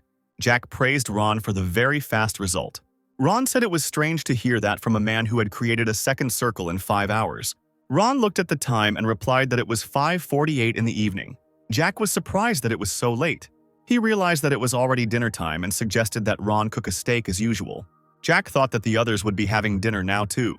The guy exclaimed that he had decided everything, to which Ron, trying to stop him, shouted after him for the young gentleman to wait, to which Jack said he would simply tell them he was leaving tomorrow. As the young gentleman devoured the freshly cooked chicken, he thought that he had not known about the sumptuous meal in the main hall. Jack's brother Palon and the Marquis sat at the table, looking very excited and frightened. Jack was glad that he had eaten tasty food and was full. Jack's father asked him if he had come to say something, to which Jack asked his father if he thought there was another reason, and whether he would come here just like that. The father thought that his son would be ashamed to appear here without an invitation, but this did not happen. The young gentleman asked him why he spoke so badly of him, since he only spoiled the atmosphere. The Marchioness asked Jack to come out and talk if he needed anything. Father asked him to speak if he had anything to say, and Jack blurted out that he was returning to the academy tomorrow because he could no longer bear to be in such a nightmarish environment. to which the father was only glad about his son's decision. Jack just grumbled that he didn't need permission, and the young gentleman sarcastically thanked his father for his consent. Jack asked his worried brother how he was. He asked him if he could not drink anything because of his fear of water, and said that he imagined how thirsty he was. Jack said that even though he had treated him badly all his life, a brother was a brother. The guy assured him that it was not water but wine, and offered his brother a glass. The Marquis shouted that he was a scoundrel and that he was not ashamed to make a scene here, to which Jack retorted that the mongrel was barking again and he had nothing more to say. The Marquis called him a vile scum. Jack grinned and replied that he would wait for their next steps. The frightened maids hear rumors that Jack is a walking worthless person and should have been fired a long time ago. It was also heard that how dare he talk like that, and it was all his sister's influence, while one of the girls said that she didn't think that the third gentleman was capable of such a thing, and her words were confirmed by another girl. There was some wine spilled on the table, and one of the maids decided it was best to clean it up before it got stuck. It was a sunny day outside and the night passed quietly. Of course, if you don't count the scolding from the angry sister, who hit her brother on the back. The Marquis's third son is leaving for the academy, and it is unknown why the procession looks so modest. Sitting in the carriage, he is grateful that at least he can sit comfortably. Looking at the knight riding next to him, Jack thought that it was that idiot Rejon, the knight of the sixth circle, who was in charge of the procession. The guy also thinks that Rejon is afraid to even look in his direction. Surely the Marquis gave him special orders regarding Jack. The sister asked why she couldn't go with Jack, and in response she said that everything would be fine. She said that Mother had probably thought of something and it would be better if she saw him off. Jack grinned and told his sister that everything was fine. He assured her that he definitely would not die. Continuing to see his sister out, Jack asked how much longer she was planning to go. The sister gave in and agreed to leave, and as she said goodbye, she wished him to be careful. Ron asked Jack if he would be okay, since the situation at home was not very good. Jack thought that Ron and his sister had the same expression on their faces, later replying that everything was fine and asking if he remembered their agreement. In response, Ron assured that he remembered everything, because it was the request of the younger Marquis. Jack asked to take good care of her and come back already because he couldn't leave her alone. And I thought that Ron would watch the procession from afar so that he could witness what might happen. It would be a gift, so to speak, for Ron, who had served Jack for so many years. The procession continued to move, and Jack decided to rest for a while. It was already night outside. Jack continued to sleep in the carriage, and the sixth knight, Rejon, was angrily spying on the sleeping Marquis, as if he had something in mind. Sleepy Jack, getting out of the carriage, was surprised that night had fallen and did not understand why no one woke him up. The whole procession stopped and people unloaded things from the carts for a rest stop to spend the night. An awkward silence fell between the blonde, stately knight and Jack. By calling the knight his chicken, Jack understood what decision he had made, to which the knight replied that it just happened that way. Jack laughed and said that nothing else could be expected from the chicken, and that his decision would have to be accepted. Then Rejon came up with a crowd of other knights and said that since Jack understood everything, there was no point in long speeches. Serious Jack told him to explain because he would listen. Rejon's eyes lit up wildly. He said that every night during the 4-day trip to the academy they would set up camp, and Jack did not understand what was so special about this information. Continuing his speech, Rejon said that in the meantime they would break Jack's ribs, and when it was time to go on their way, they would cure him with a potion. Rejon said there was also a separate order from the Marquis, and the knight said that the Marquis knew that Jack could make a mana circle, so his crowd of knights with him at the head is going to destroy him. The destruction of the heart's mana circle is like death, and although it can be restored, the chance of being filled with mana again is 1 in a million. Besides, shock can leave a person disabled for life, Jack thought. Rejon continued his speech, saying that James told them everything, that Jack was not only good at mana management, but also wielded a sword. Others may be mistaken, but the knight knows that Jack is nothing. He continued that it was impossible to change anything with just mana and a sword, and demanded not to resist so that it wouldn't hurt more.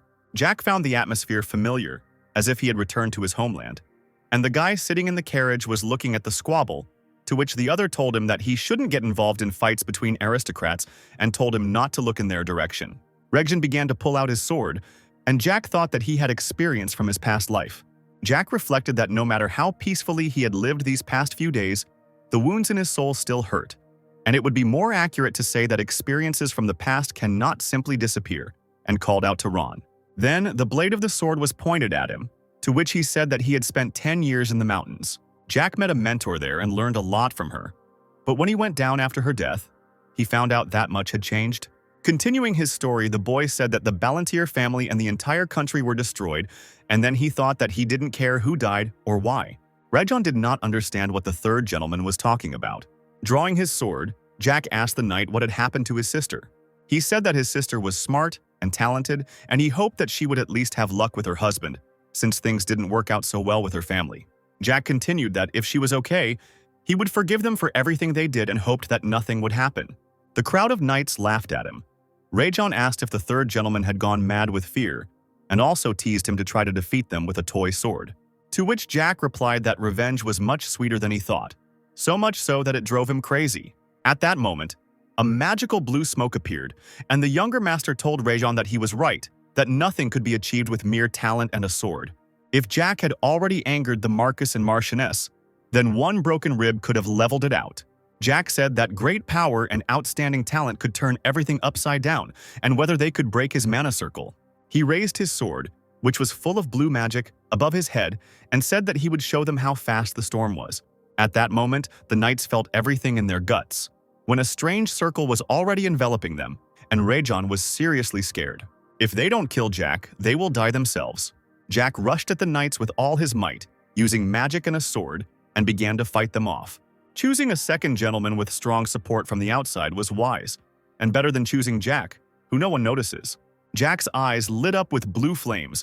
A magical whirlpool of power appeared around him, and it was as if death itself was standing behind him. And at that moment, James felt that time was stopping. A frightened Ron appeared in the bushes and asked the master what it was. There were dead knights lying around Jack. He thought it was a fencing technique he learned in the transcendental state, one of the 8 divided into characteristics by 4. But he replied that he could tell, but Ron still wouldn't understand anything. Ron said that he couldn't know everything about the master, but it looked more like a method of controlling magic than a technique, to which Jack asked if he had at least one potion. Here blood started coming out of his mouth and he was hitting himself with his fist in pain, and Ron was only calling him out of panic. Coughing up blood, the boy says that it's nothing and asks for the potion to be given quickly.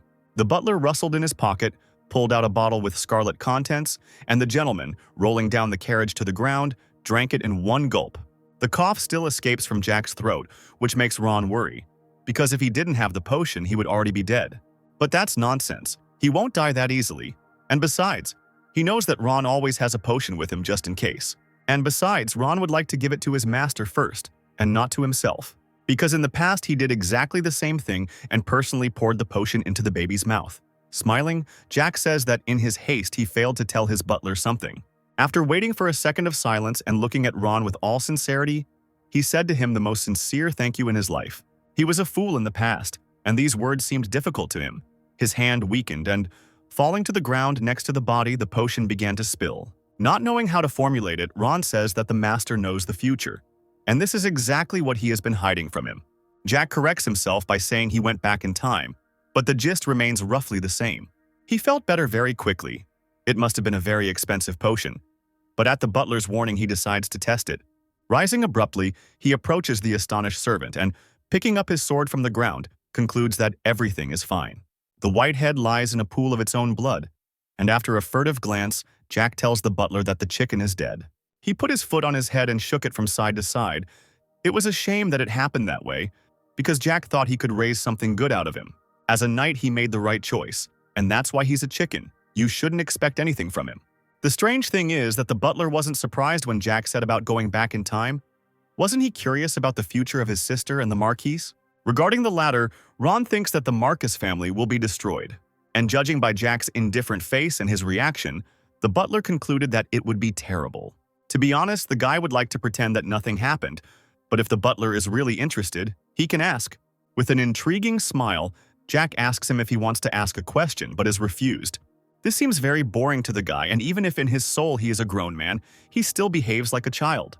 But isn't he even interested in his own future, asks Jack, and receives a more vivid reaction from his butler. In the end, Jack doesn't get a very enthusiastic answer, and Ron also thinks that killing him isn't that easy. This will likely disappoint the butler, but Jack is as confident as he can be that he was easy to kill. It was upsetting news. Ron turned into a sad puppy and felt depressed. After all this, Jack decides to take a rest and, having warned the butler, climbed into the carriage and fell onto the seat. Bending over one of the slain knights with bitterness, Ron reached out and closed his eyes. In one attack, Jack killed 25 people, although it is difficult to call it just an attack. How is it even possible that he destroyed their hearts without touching them with his sword?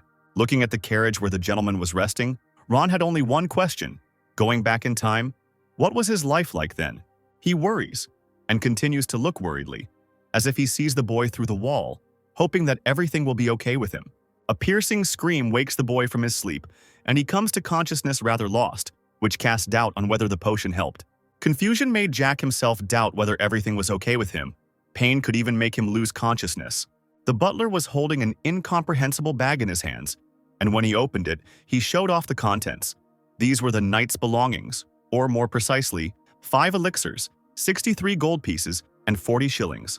It's amazing that the Mentis boys carry so much money around with them, Jack said with an awkward smile. Out of concern, Ron again decided to offer the guy to drink the elixir, but he refused because there was no point in it. But the guy extended his hand to him, in which there were 3 potions, and gave it to the butler, supposedly in exchange for that one potion.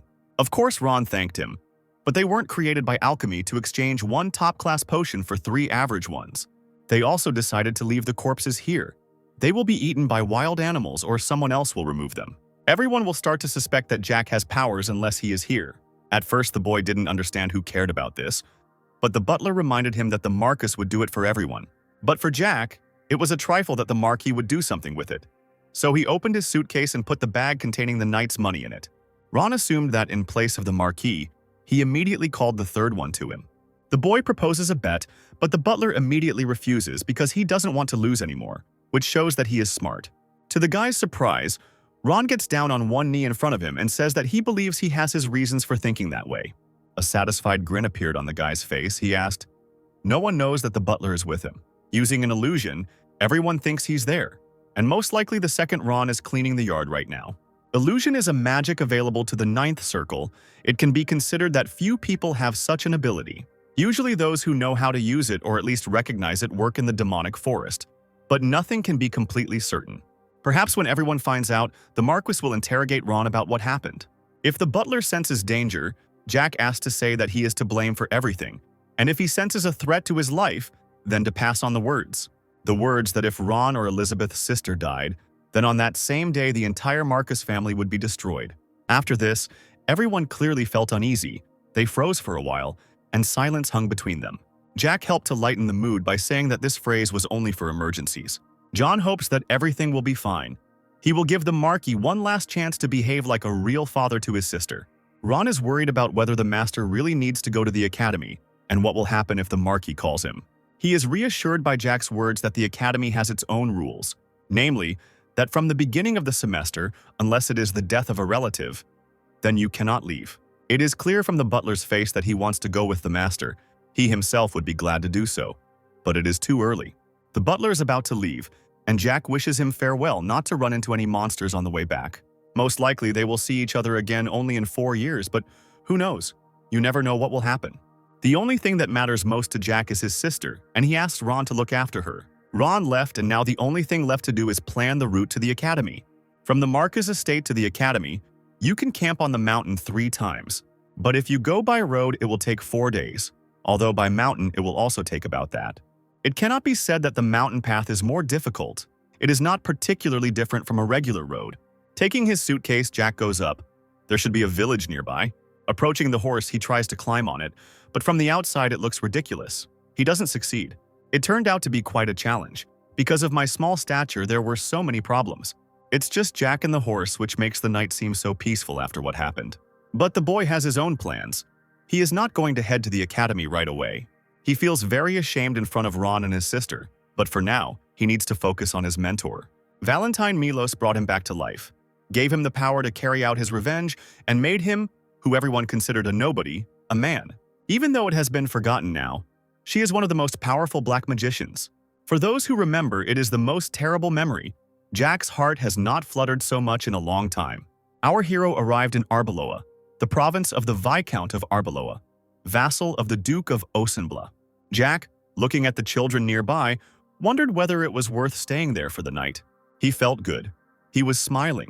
Judging by the children's faces, this was a good place. Opening the door, Jack found himself in some tavern where people were having fun. He stroked the dog and decided to sit down at the table, hoping that there was no one to quarrel with here. The interesting waitress immediately noticed the new guest and had already managed to inquire whether he had come for a bite to eat or to stay the night. He was confused by her appearance. From the outside, she looked more like a mercenary than a tavern worker.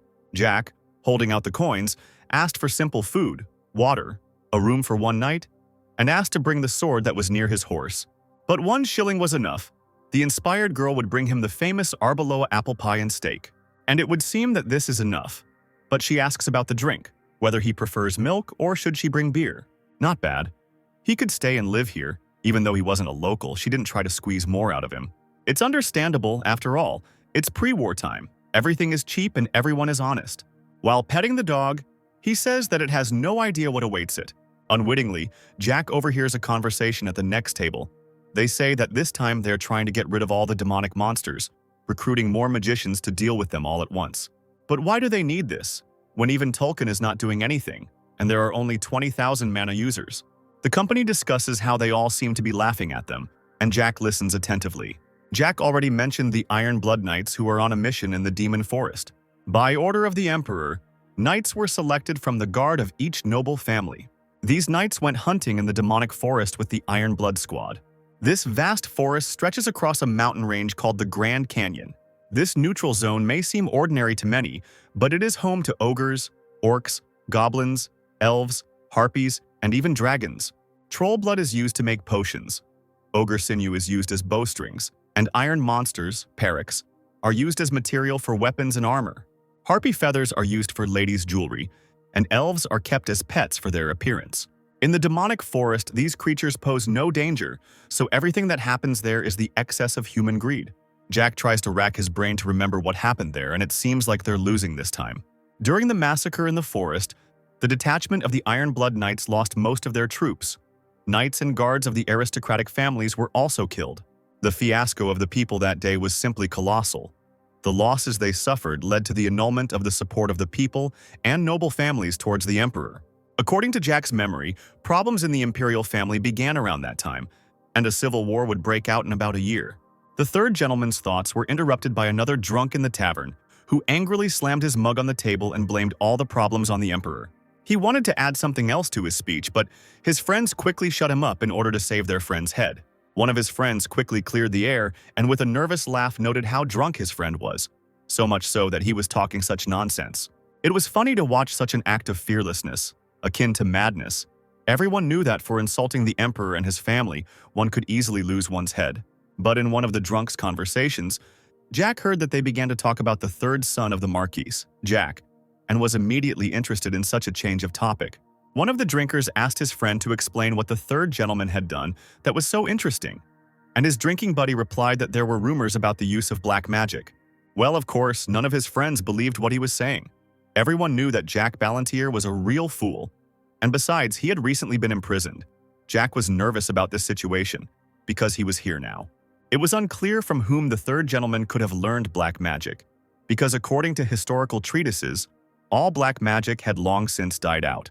One of the drunks suggested that perhaps one aristocrat retained knowledge of the dark arts, and he taught Jack his wisdom. A girl approached Ballantier. The dog next to him looked curiously at the tray of food in her hands. She asked what could have made the boy so happy. Jack thought to himself about the word amused. Most likely during this conversation he also laughed along with the drunks, but he himself did not notice it.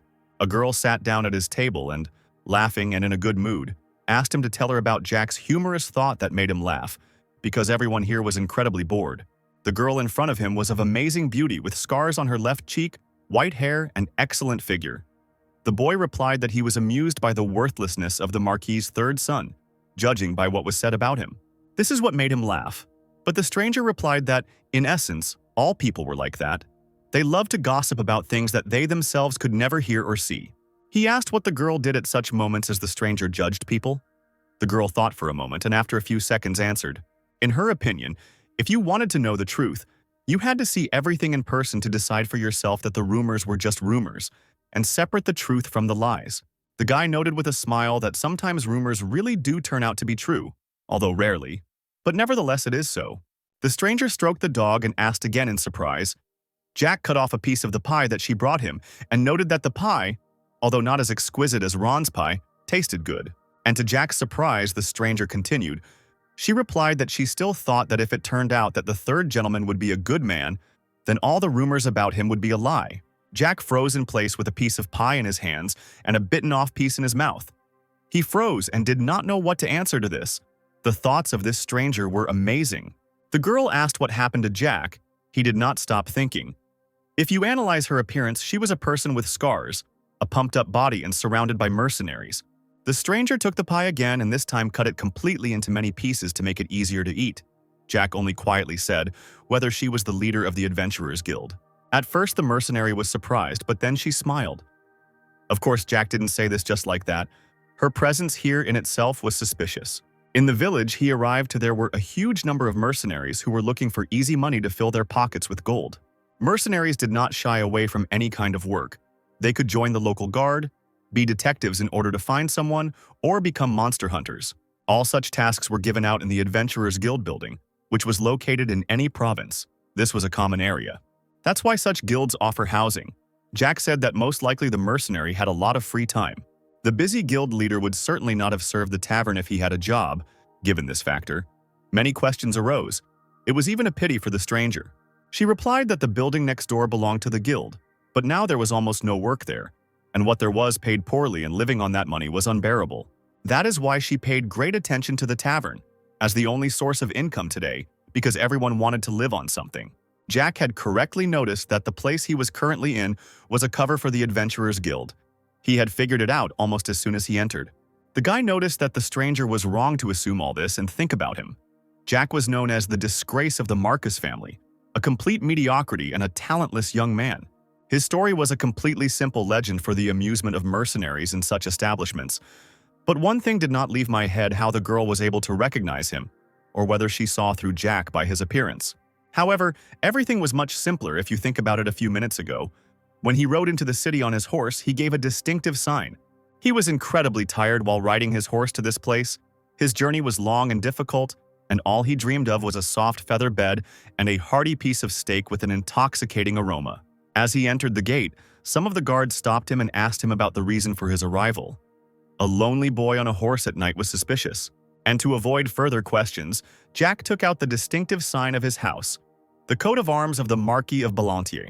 The guards knew what he looked like and immediately began to bow and ask for forgiveness and apologize for not recognizing the third gentleman. After apologizing, they naturally allowed Jack to enter the village and wished him a good journey. He thanked them with cold politeness. That's how she found out everything out loud. He said that she found out from the talkative guards. But no matter how important the information was, one could not trust unverified sources. It was dangerous. The mercenary herself had just told him about it. She smiled with all her 32 teeth and kindness, and answered that the third son of the Marquis was really worried about her. He replied with a grin that, for now, he thought to himself that this would last as long as she treated him normally. Despite all the rumors about him, her attitude towards Jack was better than the attitude of her own brother and her own knights towards Balantier. She was flattered by his concern and extended her hand in greeting, apologizing for him to introduce himself immediately. Her name was Jane Arbaloa. She was the master of the Arabs Guild in Arbaloa. She was glad to meet him, but the word Arbaloa was the name of a village and she had a surname that sounded similar to that name. Jack remembered something. He asked her point blank whether she was the first or the second. Jane replied that she was the third. Her older brother was the local lord. It was quite unusual that aristocrats were engaged in such things. Usually they loved lavish celebrations and feasts. He became interested. According to Jane's status, she should have been married off because she was an aristocrat. The mercenary replied that she herself would not be against it, but there were complications. Her family would never sell her to someone else. They treasured her very much and were a strong, loving family for whom the words daughter and sister were not an empty phrase. Jack even felt a bit envious because he didn't have such a family. He noted out loud that her family was very interesting and unusual for aristocrats. Jane called her dog Arnold to her, and together they became entwined in petting and caressing, the dog lovingly licking his owner, who couldn't stop smiling. She picked up her dog and placed it on her lap, asking Jack what such a distinguished gentleman as the Marquis's son had forgotten in their small village, especially alone without a guard. The guy replied with a grin that the disgrace of his house did not need guards. His life had absolutely no weight or value. Jane and Arnold froze. The mercenary replied that Jack's behavior was very strange and his abilities did not correspond to the rumors that were told about him. Ballantyre ignored this and said that it would be difficult to reach his goal alone, so he would not mind finding an escort. Jane asked curiously what exactly he was looking for. He was looking for 5 people with experience in camping and good cooks. As for payment, Ballantyre was never stingy, paying 2 gold coins as an advance payment and 3 when they reached their goal. Such unthinkable generosity was incredibly rare in Jane's memory, and was the first time she had seen it. Her eyes lit up with a possible opportunity to earn some extra money. Her surprise was explained by the fact that usually only 30 shillings per person were paid for an escort. But imperial money was very simple. According to them, 100 pennies was 1 shilling, and 100 shillings were 1 gold piece. Such money was large. Jack thanked her for the food. Arbaloa replied that by morning all her preparations, as well as those of her team members, would be ready for departure. She specified that Jack would pay separately for food and lodging. Ballantyre was not going to be stingy and replied that he would give them 3 gold pieces. And if they had horses and a carriage, this fact would greatly please the third gentleman. Jane liked the fact that they would help such a rich guest. It was necessary to use every opportunity to get rich. The mercenary replied with a smile that Jack had no reason to worry. There were people with a wealth of experience in the village and gave Ballantyre the key to her chambers. Jack noted with a smile to himself that if such a woman was a guildmaster, then there was no need to worry about the well-being of the village. Arriving at the room, Jack collapsed exhausted onto the bed. The journey had left the third gentleman incredibly tired, and he only wanted to sleep. He dreamed of himself, memories from life. He found himself in a damp cave. Every now and then he could hear drops breaking on the stone. He did not stop sobbing and crying. But suddenly a figure illuminated by the moonlight began to talk to him. It took pity on this unfortunate child, saying this in a sweet voice. A hand with chains reached out to him. Did he really plan to live his whole life in helplessness and weakness? Did he want this for himself? The boy looked at the outstretched hand. Jack began to cry again. Falling to his knees, the figure continued. Being good was not something bad, but being weak in our world was a sin. Didn't the boy really want to change to finally feel the freedom and power of his life? The woman's words sweetly reached Jack's entire gut. The figure in front of him was chained by the neck and hands. The woman had green hair, but her eyes were not visible. The third gentleman said that he really wanted to change. The figure was pleased with his answer and said that from today onwards the third gentleman should call her his mentor, and their path began. Jack's eyes opened. The guy woke up in a cold sweat. He himself did not notice how he was crying. Memories from the past always caused a storm of emotions in Jack. Judging by the light seeping through the window, it was already dawn. It was morning, which meant the mission's deadline had arrived. Today, Jane had to gather the people, and they would set out on their journey. But Jack's thoughts were interrupted by a sharp slam of the door. Jane burst into the room so actively and energetically that Jack was speechless. She replied that all preparations were complete, although she could have knocked.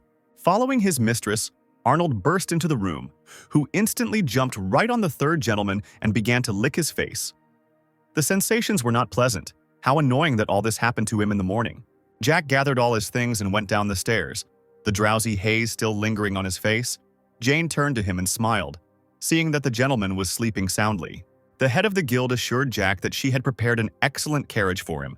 Jack would certainly like it, and he would not regret investing so much money in their trip. She also did not forget about Jack's request to assemble a team with extensive experience in escorting. When she went out and saw the group, 5 eyes were looking at him, their bodies covered in scars. Among them were those figures who yesterday were talking all sorts of nonsense about Jack in the tavern. Everyone greeted him and with a white face looked away, greeting the young gentleman. The largest and tallest of the group stepped forward and introduced himself as John Doe, captain of the Fire Ant Squad, who would accompany Jack to the Stone Mountain. The figure extended his hand. Jack asked the stranger's name again, for John Doe was the name given to unidentified corpses, and this pseudonym aroused the curiosity of the third gentleman.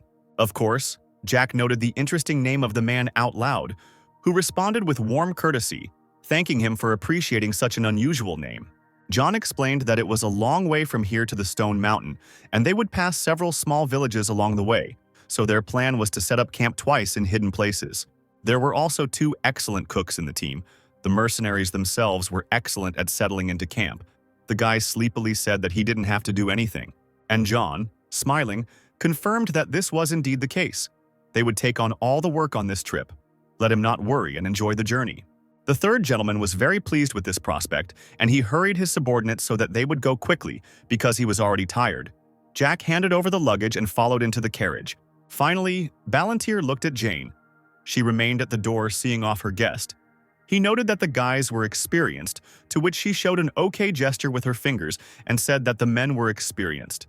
In principle, for his case, the ordinary mercenaries that Jane had assembled for him would have been enough, but Ballantyre was not so easy to deceive. Even though his body was now much weaker than before, his senses and eyes retained their ability to see hidden things. Despite the fact that Ron had the 9th circle, he tried his best to hide his enormous and real powers. It was difficult to call him an ordinary person. But that squad leader, John, was a mercenary with the 8th circle, and it was not a fact that this was his full potential. Such a prospect caused a little concern. But Jane replied that she only wanted to please her guest. Hadn't he said yesterday that he wanted the best of the best for his purpose, which she had selected for him? The guy answered with a smile that this was indeed the case, and that most likely he and Jane would see each other again in the future, so she shouldn't forget him. If this was indeed the case, Jane would have liked to have a beer with her guest to celebrate the event and Jack's departure. The third gentleman replied that he would not mind, only if it was at her expense, smiled slyly and walked forward. The girl kindly wishes the little guest a good trip. A guy with his eyes closed rides on the roof of a carriage, enjoying the sunny weather. Opening his eyes, he notes to himself that he feels better compared to yesterday. Abruptly sitting up, he asks the carriage attendant if he heard who he was. The man admits that he knows the guy is an aristocrat, and that's all. The master told the man that the young aristocrat was traveling the world. The guy, thinking about his words, shows a desire to ask a question. Taking a wristwatch out of his inside pocket, he tosses it to the man walking next to him. He asks whether the coat of arms depicted on the gold-trimmed watch is the coat of arms of aristocrats. The man answers positively. The guy asks to tell him in more detail. Somewhere far away is the estate of the Marquis de Ballantyre. The guy says with a smile that their house, the damn house, will soon be destroyed. The coat of arms depicted on the clock, theirs. This coat of arms belongs specifically to the Marquises of Ballantyre. The guy admits to their imminent destruction quite calmly and joyfully. This takes the men by surprise. The guy says that he heard that there is one complete loser in this family. He asks the man about it, assuming that he knows better. He even recently ended up in prison. The man begins to get very nervous and tremble. Finally, they understood who this guy was, because it couldn't be explained more clearly. There were rumors that he was sent to prison for using black magic. The guy admits that these rumors are true. He knows a little about black magic. It's not difficult, because his mentor is one of the best black magicians in the world. Even though he is a swordsman, it is impossible not to know about black magic. However, why would he use magic when he has his fists? He points his finger at one of the tanned guys with a scar on his face, and he gets very scared. The Marquis's son asks why the boy stood there while he was saying such things about him, since he knows what will happen if you speak ill of aristocrats. The guy asks if the escort doesn't feel sorry for him. Everyone present is completely confused. Everyone was at a loss except for one older man, John Doe. Surely it was the captain who was told about him by the guildmaster, and everyone else is not aware of it. The young aristocrat puts his hand on the frightened guy's shoulder and says that it's in the past. They'll only have a few days to spend together. The frightened boy answers him with difficulty, agreeing with his words. Around the fire, one of the guards says that he is convinced that the rumors are just rumors. He explains that the young man does not look like a typical representative of the aristocracy. Usually they are afraid that an extra drop of water will fall on them and ruin something. But he is not like that. He even washed the dishes himself. He mentally apologizes to Jane because this beef pie is much tastier than her apple pie. Yorkshire pudding, pie, and sausages, he wants to hire them to work in his kitchen. Having eaten a stomach full of delicious food, he sighs with pleasure. In his mind, he mentions that Ron is also a failure in terms of culinary skills. He admits that he is usually hard to please and that you have to pay for a good dinner. He asks who will stand guard tonight, and they tell him that they will draw lots. He is offered to join, but the disgruntled aristocrat replies that children need a lot of sleep to grow well. The confused male security guard retracts the invitation upon hearing this. The guys decide that things are getting boring and decide to start telling stories. The young aristocrat decides to start first and thinks about what he would like to tell the people around the fire. He asks if they have ever wondered how many dragons live in our world. One of the boys wonders if the emperor who founded all the dragons destroyed them many centuries ago. This is what the Foundation myth tells us. In short, it says that the founding emperor was Julius Tesla, along with 2 companions. They united and destroyed all the dragons that inhabited the Western continent, And here, Tesla built an empire on the blood and bones of dragons. Over time, the empire became smaller and smaller, and could not be compared with the neighboring Tulkun Empire. This is the truth that everyone here knows, the most common version of this story. 2 dragon lords in the Black Sea, a small dragon in Tulkun Castle, 5 dragons in the Monster Forest, 8 polymorphs that he personally knows, making a total of at least 16 living dragons. They find it hard to believe.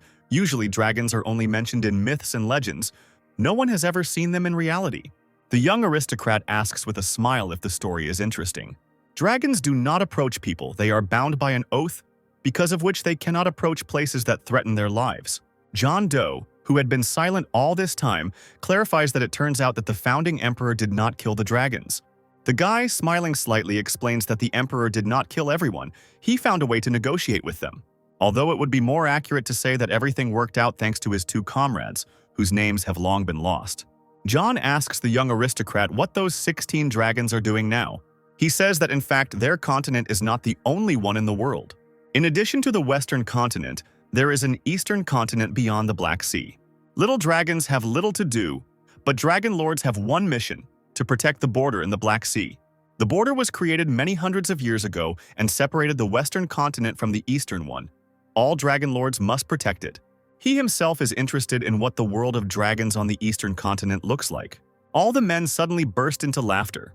One of them puts a friendly arm around the young man and admits that he tells stories very well. In fact, the young guy did not even hope that the guards would check him and his stories. He gets up and goes to wash and change clothes, heading towards his carriage. The guard agrees to accompany him, but the guy refuses, since he can wash himself. He plunges into the source with pleasure, alone and with only one lamp. Those stupid mercenaries didn't take his story seriously, so be it. But was it worth laughing at like that? He wonders why he lets them laugh at him. The protagonist who is forced to hide his true powers. He washes his face and leans his head back on the rocks, relaxing in the water. Now he's really worried about John Doe, because he might be a spy for the Tulkun Empire, a suspicious type, and his behavior raises even more questions. The whole situation is like one giant puzzle, the guy notes with a tired sigh. He asked to provide him with good mercenaries, but among them was the owner of the 8th Circle. 8 circles is a lot. The captain of the Ironblood squad has the same number. In other words, such a frame would have been torn off hand and foot. But he is simply the captain of some unfortunate and unknown detachment. However, right now he has more important things to do than this suspicious man, the guy admits to himself. He had already managed to recover a little, thanks to the rest in the carriage and the elixir. Well, there shouldn't be any problems, the aristocrat concludes. He needs to go to his mentor in any case. But of course, if he turns out to be a spy for Tulkun, it's better not to take him with you further. Dressed in clean clothes, he approaches the mercenaries behind the fire with the ball in his hand. He reports that he had to hurry because an urgent matter arose. Pointing the tip of his sword at John, he states that he is the cause of his troubles. He directly asks how a person with the 8th Circle can work as a simple mercenary. The young aristocrat admits that he is going to a place that is very important to him, and he is not going to bring a man there who is hiding something. The others are surprised to learn that John Doe is the 8th Circle, which is unexpected news for them. John openly admits his 8th Circle while standing in front of the guy and asks what it affects. The young man says that he told them an interesting story, and now he would like to hear John's story. He asks to tell him who he is and what he is doing here, still holding the sword with the sharp end towards him. John asks what will happen if he refuses. The guy says that then he will die. The guy's gaze suddenly turns to one of the mercenaries, a young blonde guy, and asks if he is a spy for Tulkun. That woman, Jane, said that they would have a drink the next time they met. But maybe he should suspect her too, the guy asks. John's face contorts, and he asks with irritation why he suddenly started talking about her. The young man asks if he doesn't wonder if he'll buy her a drink before he kills her. He says this with a calm and even joyful face, noting that the situation is becoming more interesting. In his thoughts, he notes that he has come this far, but he does not use magic. It is unknown whether this is on purpose or he has something in mind, but it is better for him. He says out loud that he has little control over himself, so there are 2 options: die or stay alive. He says with a smile that he gives him 1 minute to think and advises him to think carefully. The day before, John and Jane were discussing him, the man remarking that he was an interesting kid. Jane tells him that he is the 3rd son of the Ballantiers and that his family almost abandoned him. John Doe said that Ballantier's 3rd son had asked for an escort, so Jane had better find out what was going on. Jane thought about it and said that maybe he could change their lives because He was not what the rumors said about them. Jack Ballantyre asked the mercenary what to do now. Kill him immediately or leave him alive. The young man demanded an answer right away, and the mercenary didn't like the aura around him. Jack felt like all his senses were screaming for danger, like a deer meeting a lion. He put his sword to the mercenary's chest and was ready to strike him, and the whole situation was becoming very strange. The mercenary was surprised that this kid understood that he was the owner of the 8th Circle, and thought that maybe Jane told him something. However, then he thought that no, she wouldn't. He believed her. She would only tell if she was tortured.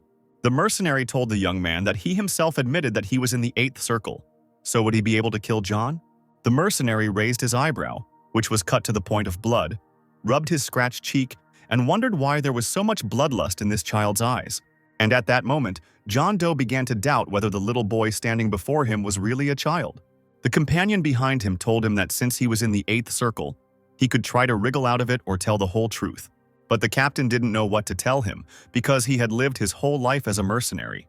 And now all the choices he had ever made in his life flashed before his eyes. Here the kid said that the time for thinking was up, and if the mercenary was not ready, he would have to kill him.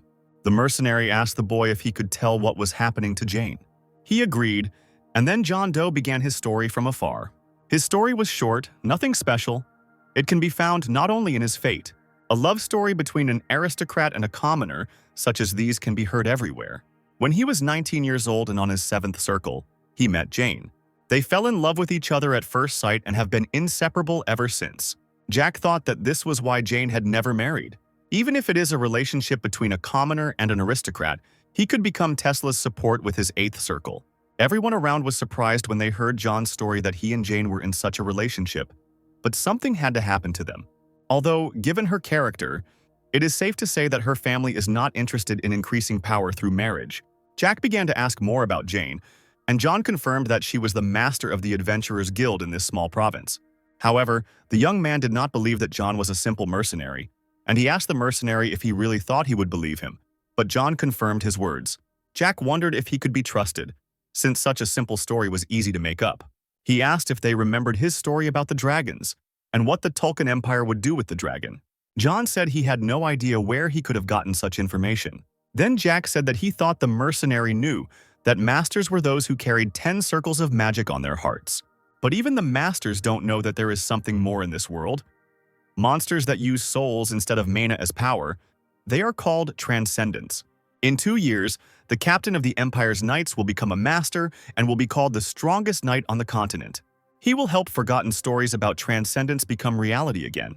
Jack laughed and said that he found it funny that the captain himself could never become one. He asked John if he liked this interesting story, and he asked him to continue. The captain will replace half of his blood and bones with dragons, becoming half human and half dragon. Jack smiled and said that the faces of the audience immediately showed what they were feeling. And John asked the young man how this story was connected with what was happening now.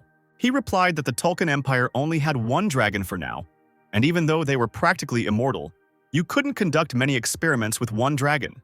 Jack raised his finger and, after a meaningful pause, noted that this was why the Empire sent its minions to other countries. This is necessary in order to collect information and to find other dragons. The mercenary didn't believe it and said that it was just a story from a novel. You can't believe in such things. He suggested that Jack tell this tale to the other mercenaries in case they took the bait, but the young man snorted contemptuously. And I thought to myself that it was difficult to tell from the mercenary's reaction that he was a spy. John asked the boy if his doubts were cleared up, and he nodded affirmatively, lowering his sword. And then he wished the mercenary good luck with the guildmaster and said that he was waiting for an invitation to the wedding. Suddenly, he turned around and again pointed his sword at the mercenary, who had already managed to turn his back to him. Jack said that since he was the one who suspected him first, he would spare his life. He grabbed the mercenary by the collar and said threateningly that this was his last warning, and if John tries to do anything against him, Jack will turn everyone, including him, into dust. The companions became worried and suggested that they calm down, put down their swords, and talk. Jack thought that it seemed to him that he and his companions had already become closer, but apparently by doing so, he had only pushed them away from himself. But nothing could be done. The relationship between employees and employers is always like that. He asked John a question that had been bothering him for a long time, why he was working as a mercenary with his 8th circle. But he replied that he didn't know. Jack said that he also found it strange that the mercenary said that he had a 4th circle 2 years ago. and he confirmed that this was true. The captain's companion set aside that he was offended, of course, but he really was a good captain, and even saved his life so he wouldn't be too offended. He smiled and told John that the 8th circle was great. It turned out that John was the best mercenary captain on the entire continent, and offered him to become the king of mercenaries. But John chuckled. He thought this title was stupid, and he asked since when one could become the king of mercenaries with the 8th circle. The companion said that, as far as he knew, there were as many as 4 masters among the mercenaries, but John replied that he did not think so. Jack was surprised and asked his companion if the words spoken by the mercenary were really true, and John confirmed it. The young man was surprised and said that this news was shocking for him, but he would try to survive it. And John replied that everyone has their own secrets. Jack smiled and asked the mercenary why he didn't do anything then. John replied that even now his hands still tremble and he feels like he was on the brink of death. The mercenary closed his eyes and thought that if he had gone just a little bit further, he would have shit himself from fear. He also decided that Jack was an interesting guy, albeit dangerous, and that he should try to get to know him better. The satellites noticed that the entire continent was on edge due to the fact that there was a struggle for the throne in the Tolkien Empire. And if spies and dragons appear in the current situation, it will probably be bad for everyone. Jack was already falling asleep, but he thought that this would really only make things worse, and he needed to find out more about it. A couple of days later, Jack asked his companions if he would like to tell an interesting story. He asked his listeners what they knew about the Orc Lord who lived in the magical forest, but they said that, in principle, nothing, and suggested that perhaps he had the 9th circle. Jack laughed and said that it was not the 9th, no, but, as he thought, probably the 10th circle of power. The young man noted that someday they would know for sure, but he still wanted to tell a story about the past. Jack said that if you count by imperial time, then that was 23 years ago. The youth quietly said that the Orc Lord was very fond of weapons, and asked his listeners if they knew about his relationship with the Harpy Lady. They replied that they didn't know, and their faces were tense, as if this story frightened them. Jack continued that it was difficult, because it was generally accepted that relations between orcs and harpies were not very good. And not even that, not very. But, in fact, on the brink of war, because they were constantly in conflict with each other. The young man noted that he always thought that the mercenaries who were constantly hanging around in this forest for money should at least know something. Orcs and harpies are 2 races that are considered the strongest in the magical forest. They are even called the protectors of the forest. Jack said that there was one reason they were given such a nickname. They were very strong, and asked his fellow travelers if it was strange to hear that the Orc Lord and the Harpy Lady were in such a relationship. But he continued that, in general, initially they were not enemies, but simply neighbors. At that time, Blackman became the Lord of the Orcs. He began to increase his power and succeeded in it. Jack continued his story and said that not everything went smoothly, and after 5 years, problems began.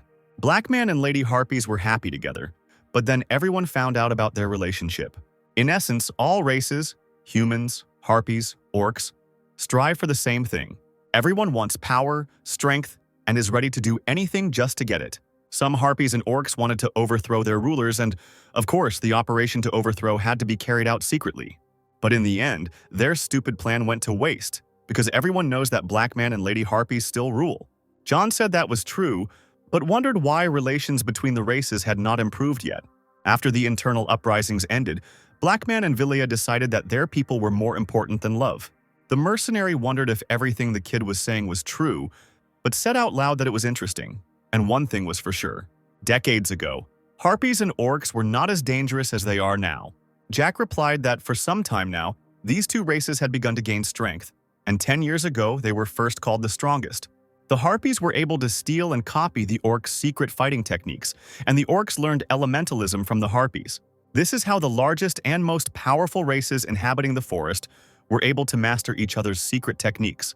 And 2 rulers of the 2 strongest races, Blackman and Villia, were able to directly contribute to this. After this, the 2 races finally moved away from each other, but at the same time became the main ones in the magical forest. Jack suggested that his companions tell this story to the orcs or harpies if they encountered them. The young man laughed and added that then, perhaps, the representatives of these peoples would not kill them immediately. John thought he didn't know whether what he had just heard was true or not, but he would pretend to believe it, and said out loud that if that happened, he would probably do it. After a story that is hard to believe, the man offered Jack meat. The boy immediately agreed and began to happily devour it, and Jane had made it herself. In the Marquis' office, they report that after the province of Arbaloa, All the guards accompanying the third gentleman were discovered. After conducting an investigation, they found out that most likely everyone was killed by high-level magic. This news made the Marquis tense. There is a possibility that it happened precisely when the Iron Blood Knights were absent. Not knowing that his youngest son has magic makes him think of the Emperor, the Duke, anyone but Jack. Not content with what his men have said, he decides he needs to conduct a personal investigation and tells Gonzalez that they must find the culprit. Finally, the Marquis remembers his younger brother and asks why he didn't mention him right away. Did he really manage to survive? He is informed that Jack was not found among the corpses. Therefore, they thought that he might have escaped. Sighing heavily, the Marquis assumed that then the younger one, as a witness, must know something. The Marquis ordered to use all forces and find out everything. As Gonzalez walked away, a smile crossed the man's face. Perhaps he had understood everything, because he reminded himself that he thought the third was useless, but it turned out that was not so. The next day, Jack continued his journey. Now he was at the beginning of the mountain range. A hand holding a bag, which had previously been collected from the belongings of his murdered servants, reaches out to give it to the good man. The bag was strangely heavy. He looked inside and saw a lot of money. He was taken aback because it was too much, but the boy reassured him that 10 gold coins and elixirs would be enough for him. The rest is their tip, because Jack had a lot of fun on the road, and at the same time he apologizes for suspecting him. Smiling innocently, the boy says goodbye to everyone present and wishes them to be careful on their way. But the men continue to stand silently and look at Jack, and eventually it is he who begins to speak, saying that he may be crossing the line, but he wants to say something. His voice becomes more serious, and the only thing he says is that being a mercenary isn't as bad as it seems. This did not help Jack, but the man continued that he did not know everything, but would only say what he was sure of. He begins to speak in hints that he is the third son of his father, rejected by everyone, and he does not want to brag, but he has seen the end of many people who were in the same position. As the man listed his status, known to all people in the area, his face became serious. Afterwards, Jack relaxed and, rubbing the back of his head, asked if he wanted him to become a mercenary too. The man, putting his hands on the boy's shoulders, simply repeats what he already said. It's not such a bad thing. Perhaps these words made him think. Jack's brows furrowed, and he looked at the speaker with suspicion. If you avoid dangerous tasks, you can see the whole world and earn good money. Where else do they give you such experience? Pointing to the man's comrades behind him, Jack says that maybe they didn't understand, but he himself should have figured it out by now. That night, if Jack had wanted it, the man would have been dead, and that makes him tense. He should know. Even if Jack is not an 8th circle mage, he should have felt the proximity of death. Closing his eyes, the man says that he knows, which is why he asks, because Jack himself does not yet realize the scale of the possibilities. Awkwardly scratching the back of his head, the man admits that he himself doesn't really care about it anymore. In a world where everything is decided by whose sword is sharper, many hide their true strengths and intentions. The man thinks that, overall, it was his fault, and Jack, thanking him for his words, still pretends that he didn't hear anything. Jack motions with his finger to the man to bend down and whispers in his ear that he will only tell him this because he seems special to him. And in a few years, a great disaster will come to the Western continent. And as much as he would not like to admit it for a worthy and strong mercenary, Jack's advice is that it is better for him to just hide. He wouldn't understand his words now, but Jack asked him to just remember them, and the man smiled incredulously in response. Making a face that looks like he's about to start laughing, he says that this is going to be a serious mess. Therefore, you shouldn't sell yourself for a few gold pieces. Money is important, but not more important than life. The man smiles kindly and agrees, as if it's funny for him to receive moralizing from a child. Jack was satisfied with this answer. Tapping him on the shoulder, he said that he was free and began to leave. A call makes him turn around again. The man asks him to wait and asks the name of the unfamiliar boy. This was a surprise for the boy. He already knew who he was, so why tell him anything else? Still smiling, he says the name Jack, saying that a man can remember him that way. For the sake of politeness or perhaps genuine interest, the guy doesn't leave right away, but asks the same question to the man. He tenses up but confidently pronounces Dinas, or rather, his name, Dinastismo. Jack was very amused by this acquaintance, and before leaving, he suggests that they meet again sometime. Using mana, he easily crosses the mountainous terrain and eventually stops. It's very tiring for him. It's like training. He looks into the distance, as if he's already close. His body is still too small and he cannot jump as far, which causes discomfort. Jack enters a strange, dark cave and lights his way by forming mana in his palm. It is precisely here behind this wall that his mentor is. and he touches the cold stone with his hand. In the past, he discovered this place by accident. In his head, there were only thoughts that he wanted to leave his family. It was too hard and too much pressure. He removed the cork from the bottle of blue liquid with his teeth and splashed it all onto that very wall. There's one thing left, and Jack touches the hilt of his sword to draw it. His childish fingers touch the sharp, thin blade. His whole appearance screams that this is an important moment in his life. Clenching his fist, the blade cuts him. Blood begins to flow and drip from his hands, but for him it is a small sacrifice. The blade is pointed at the throat. Before his return at 17, everything was different. Although it was morally difficult, then he pointed the blade at himself. He simply hid and ran away. Having lost Ron, he had no choice but to end his own life. But the past Jack was too weak to do this, so he dropped his weapon and burst into tears. Blood and tears mixed together. Flowing down the stone, stumbling upon a hidden entrance to a cave was a great stroke of luck for someone like him. Now he acts consciously, and as in a past life, a door also opens before him. As if knowing this path by heart, the guy descends the steep white stairs to the very bottom. But still, it is not clear even to him why this is so, but in his heart an experience trembles. Although it should be obvious, decades have passed since then, and the chance to live life again does not always present itself. Having reached the end, he finally came to the place where he wanted to go initially. In front of him is a little girl in chains, as if she had not yet learned to speak, but dressed like an adult woman. This is his mentor. He hasn't seen her for a long time. Is it possible to make a living thing immortal at all? Everyone in this world wants to live as long as possible, no matter if you are a human or a magical creature. Orcs, dragons, emperors will all die one day. It is natural and right. For this little girl in chains too, but still his mentor is not simple like everyone else. Unlike others, she has been living for 400 years, which you can't tell from her appearance. This happens due to the separation of the soul from the body, and magic is what maintains the connection between them. The problem is that this process will soon come to an end. Nothing in this world lasts forever. In her past life, after meeting Jack, she lived only 10 years. But this time, everything will be different. This time he came to her earlier. In this life, they will be allotted 13 years. Jack, like a small, happy child, looks into her eyes. He has wanted to hear her voice for so long. The lady in chains, not yet acquainted with this man, asks who he is. Not afraid of such a majestic lady, he asks her to guess, but the mentor clearly doesn't like this one. In an angry voice, she says that she won't ask twice and orders him to answer. But the guy continues to coddle her, telling her how mean she used to be, which causes even more discontent. Jack presses his hand to his chest and says sincerely that he missed her very much, but she still doesn't understand. The mentor says that she doesn't know him at all, and it's strange. The guy even knows who she is. In response to the question, he nods smugly. How can he not know, and begins to remember? It is impossible to forget the time they spent together and how his mentor trained him. And it can't be called an illusion, but their entire life together flashed before his eyes. Clenching his fist, he continues to sit on one knee, of course. Only Jack remembers everything. Putting it to his chest, he says that she is the heroine of their world, who brought an end to the era of honor and began the era of humanity. Jack proudly declares that she is Valentine Milos, and he is her student from the future. Most likely assessing what is happening, she asks him again if he is from the future. After receiving a positive answer, she says, shouldn't he know that she doesn't like predictions? To which Jack agrees and says that this is because any prediction is subjective from the point of view of the one who makes it. She asks why he speaks like that then, as if his expression is incorrect. She asks him to answer her, if in this future she really will be in his life, what would be her answer in such a situation? This makes him rub the back of his head with agility because all the mentor would tell him is to disappear. The woman agrees that he is not bad and tells Jack to open his fortune-telling booth. Everything is as before. She is exactly as he remembers her.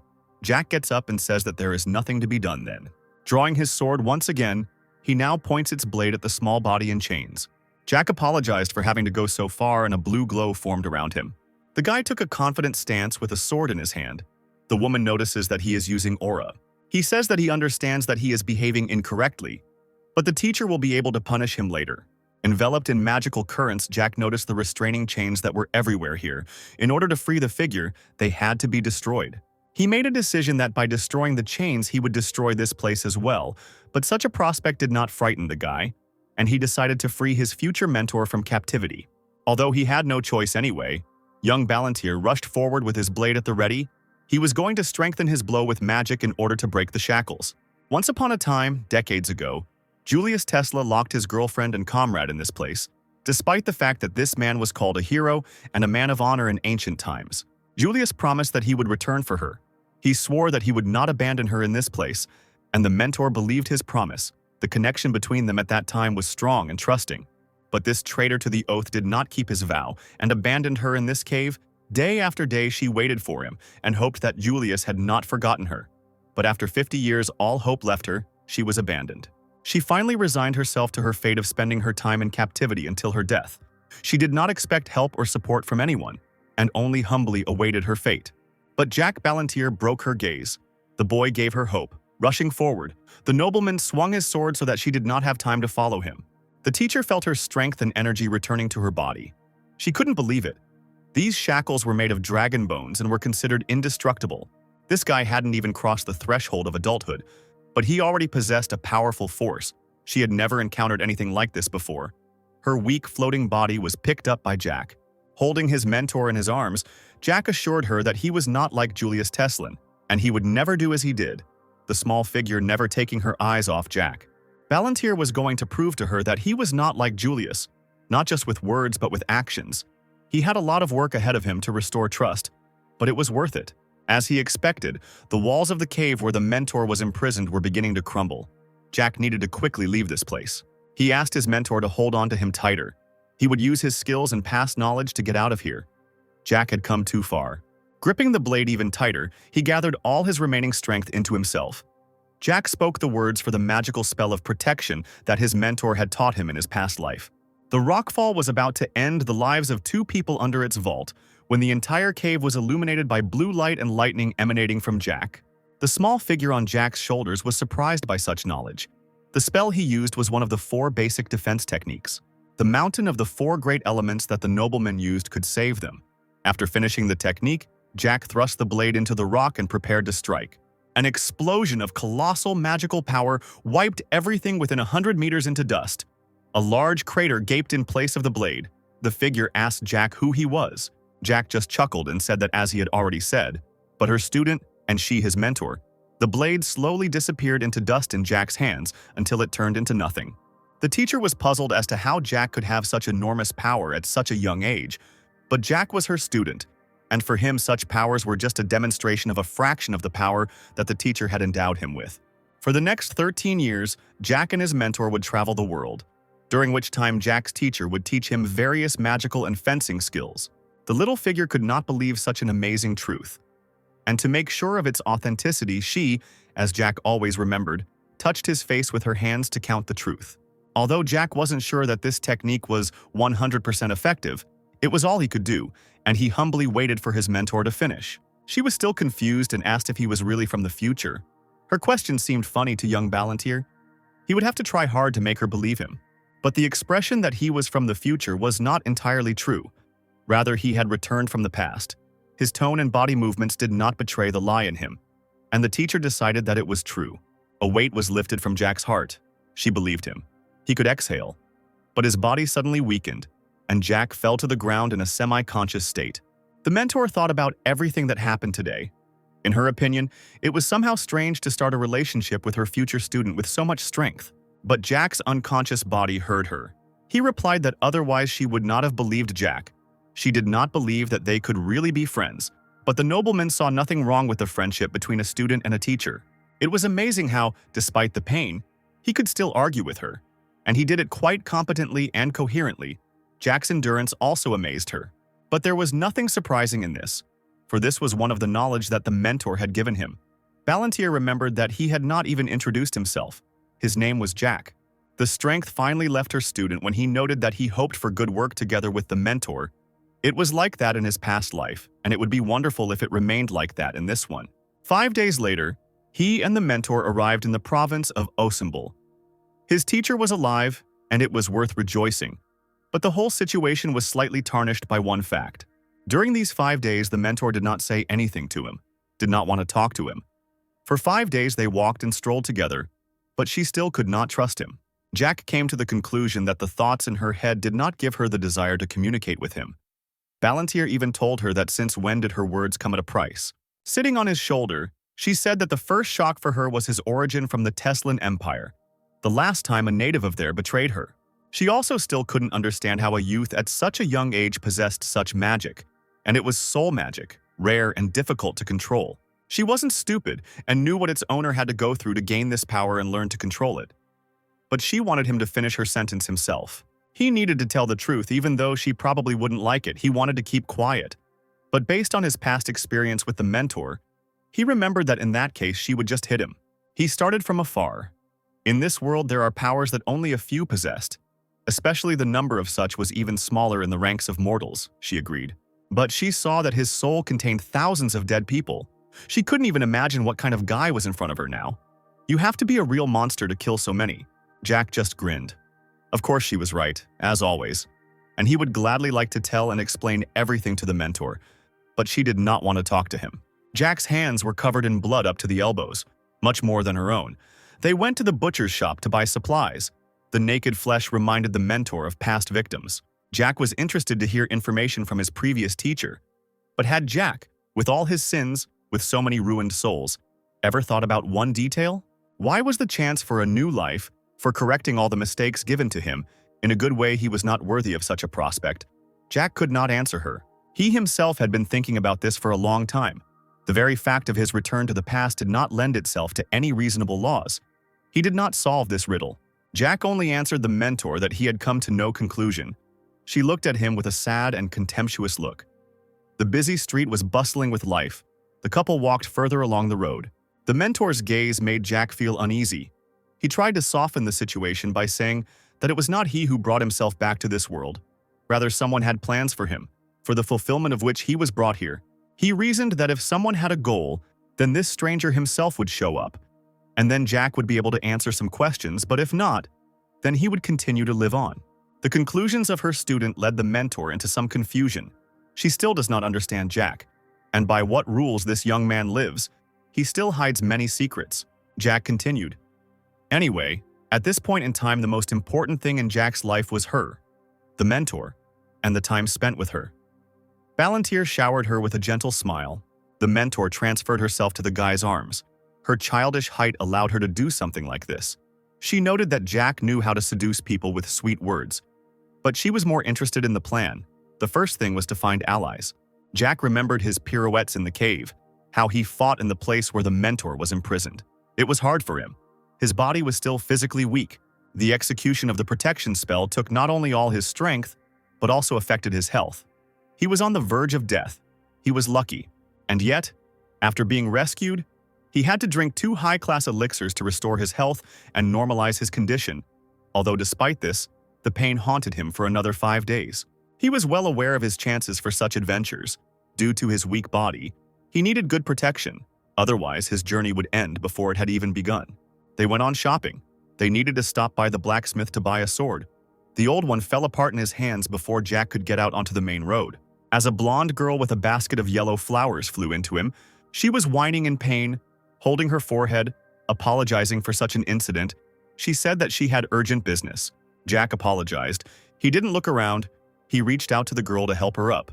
When something about the lying peasant woman suddenly alerted him, he made a decision instantly, deciding to start assembling the team with her. The girl was shaking herself off and collecting fallen flowers all this time. She was glad that she remained safe and sound. Looking up at Jack, a bag of gold coins was hanging in the hands of a young man in front of her nose. Jack offered the stranger to work for him, or rather with him. At first she didn't understand anything. But when she began to understand Jack's offer, her eyes widened in surprise. The guy said that in return he would give her this bag of gold. She took the bag and it turned out that it was indeed full of gold. The girl thanked him for the offer, but regretfully noted that she could not accept such money. The young man decided that she was from a poor family and asked her how much she wanted for the work. But the blonde didn't lose her head and said that 1 shilling would be enough. Jack was amused by the girl's confusion. He hastened to give her a shilling. She extended her hand to take the coin. The cold coin touched the girl's flesh. She immediately gave Jack her basket of flowers. Jack didn't know what to do with these yellow flowers, but thanked the girl for it. The mentor watched the blonde with interest. Having given the basket, the girl hurried to hide. But after running away a little, she remembered that she had not bowed in gratitude. Jack sheepishly accepted the gratitude, and the blonde wished them a good day. Now, his team had its first comrade, who, however, was not just a person. The mentor noted that she had not seen vampires for a long time, who were rare guests on Earth. Not fully recovered from the meeting, Jack agreed that it was surprising. He also did not expect to meet a vampire. And in a crowded human city, the mentor rewarded him with a cold look. A moment later, the youth realized that he had indeed met a vampire. He had not known this until the mentor said so. She was surprised, thinking that he had chosen her because of her appearance. Balantier replied that he chose her because of her great potential. He thought that she would be able to reach the 10th circle, which is the achievement of a strong magician. The mentor was irritated by his reckless stupidity. It was surprising that such a person had ever acquired such power. But the youth only confirmed her suspicions and said that he hoped for her long life, during which the teacher would teach him a lot. But this would depend on Jack himself. He was pleased to notice that the mentor he knew had not changed at all, and the couple went on shopping, although the teacher was now talking to him. As they walked, the image of that girl stood before the mentor. She had definitely seen her face, those eyes in light curls somewhere before, but she couldn't remember where exactly. Pulling herself together and meditating a little, she remembered a happy couple in the forest. A boy and a girl dancing and laughing, circling each other. The appearance of one of the children of the forest in a human city was amazing. Lately, since her awakening and return to this world, she had been haunted by strange phenomena. And who knows what will happen next? The teacher knew where to buy a sword and they went for the blade. Vampires were one of the most unusual and powerful races. Along with dragons, graceful and strong, drinking human blood, they were common in ancient times. Jack recalled the sad history of the development of their race. While the consultant told him the features of this or that sword, the girl did not notice how the young man was listening to her with half an ear. In ancient times, there was a war between vampires and dragons. There were a number of reasons accompanying this event, the main one of which was power over the demonic forest. After a long series of battles, the victory of the dragons became obvious, as a result of which many vampires had to leave the forest for unknown lands. Or rather, those few who survived fled. The girl they had met today was probably one of the runaways, or at least one of the children of the runaways, and Jack hated to think what she had gone through. But young Balantier was not interested in wars at the moment. His eyes fell on one of the swords. The consultant noted that it was an excellent choice. The steel was made by a special blacksmith from a rare material. All these thoughts about the past were getting on Jack's nerves, and this blacksmith's place with ancient armor from the past brought back old memories. He asked for this sword. Wherever you looked, there were cats everywhere in the armory. The girl herself was probably an avid fan of them. When buying the sword, the girl wished for good use of the blade. Now all doubts were dispelled. He warned the mentor that he had already decided for sure that she would become his comrade. The teacher was not too surprised by his decision. However, she did not understand why Jack needed all this. She asked him again if he was sure of his decision. The consequences could be very different, and the responsibility would be on Jack. The nobleman understood her fears, but he was only doing this for himself.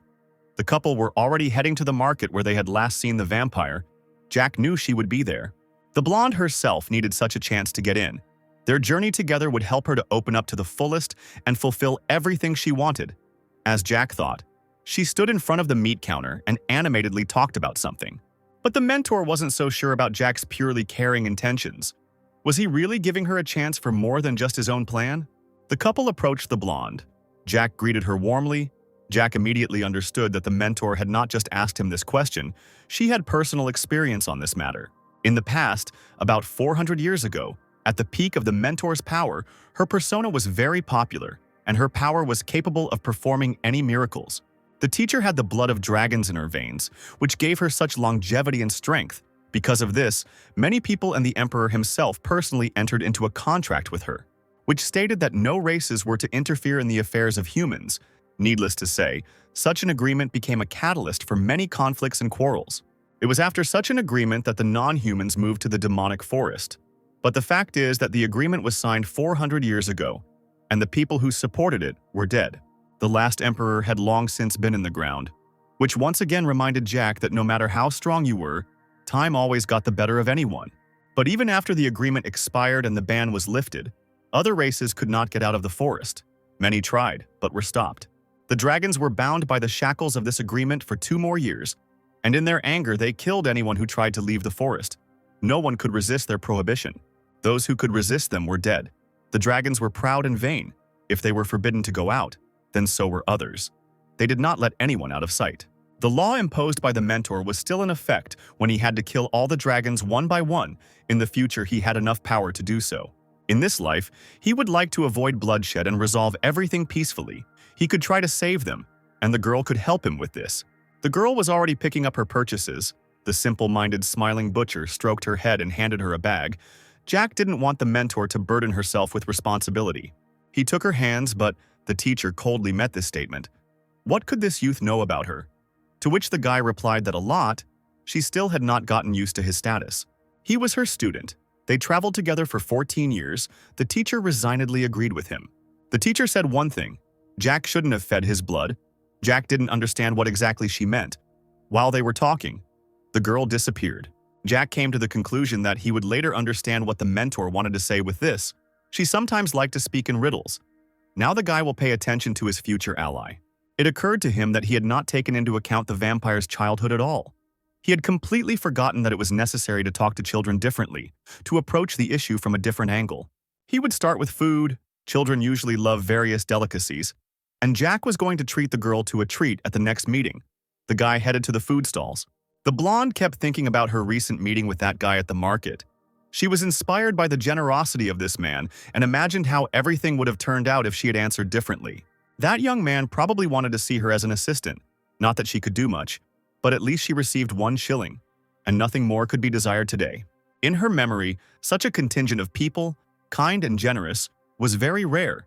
She had not seen such people for a long time. She held a container with a red liquid in her left hand. The vessel contained orc blood that she had bought in the city. The seller had been polite and kind to her.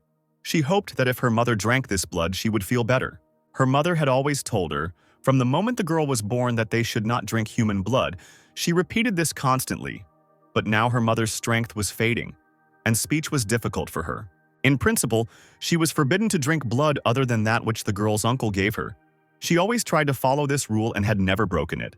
The girl hoped that at least today her uncle would honor her and her mother with his presence. The blonde opened the door of the house, announcing her arrival. The vampire carefully and quietly crept towards her mother's bedchamber. Keeping the blood at the ready, she did not want to disturb her mother if she was sleeping. Mom was not sleeping, and said that they had guests. Entering the room, Mom was lying in bed as usual. The emaciated and pale woman looked at her daughter with half-open eyes. Her hair gave off a silvery, old woman's shine. She didn't notice the guests right away, when suddenly she heard a greeting from upstairs to her side. Jack politely asked the girl how long ago she had arrived. He himself was sitting on a dais near the door. Charlotte was frightened, spilling some of the liquid on the floor out of fear. She wondered how they could have ended up there. She had only seen this couple for the first time this afternoon. The teacher irritably demanded that the woman get out of bed normally and show them her face. The teacher was satisfied. She noted that decades had passed since their last meeting. But there was one thing the mentor could not understand. Why was a vampire of noble blood, Vivienne de Royale, living out her days in such a deplorable state in this backwater house? Jack and Charlotte were asked to leave the building and they waited outside. The young man watched as the vampire fed the birds. He did not understand why they were wasting their time and why Charlotte was bothering with the birds. The guy turned his gaze to the window, located on the 2nd floor, where the mentor and the vampire Vivienne were now left alone. They were wasting time. Although everything could have been finished with mana, Jack hoped that nothing would happen. The mentor sat at the head of Vivienne's bed. The aristocrat herself could not remember what kind of figure was in front of her now. It looked like a little girl with long green hair. Maybe she was a vampire hunter. The mentor turned to Vivienne and looked her straight in the eyes.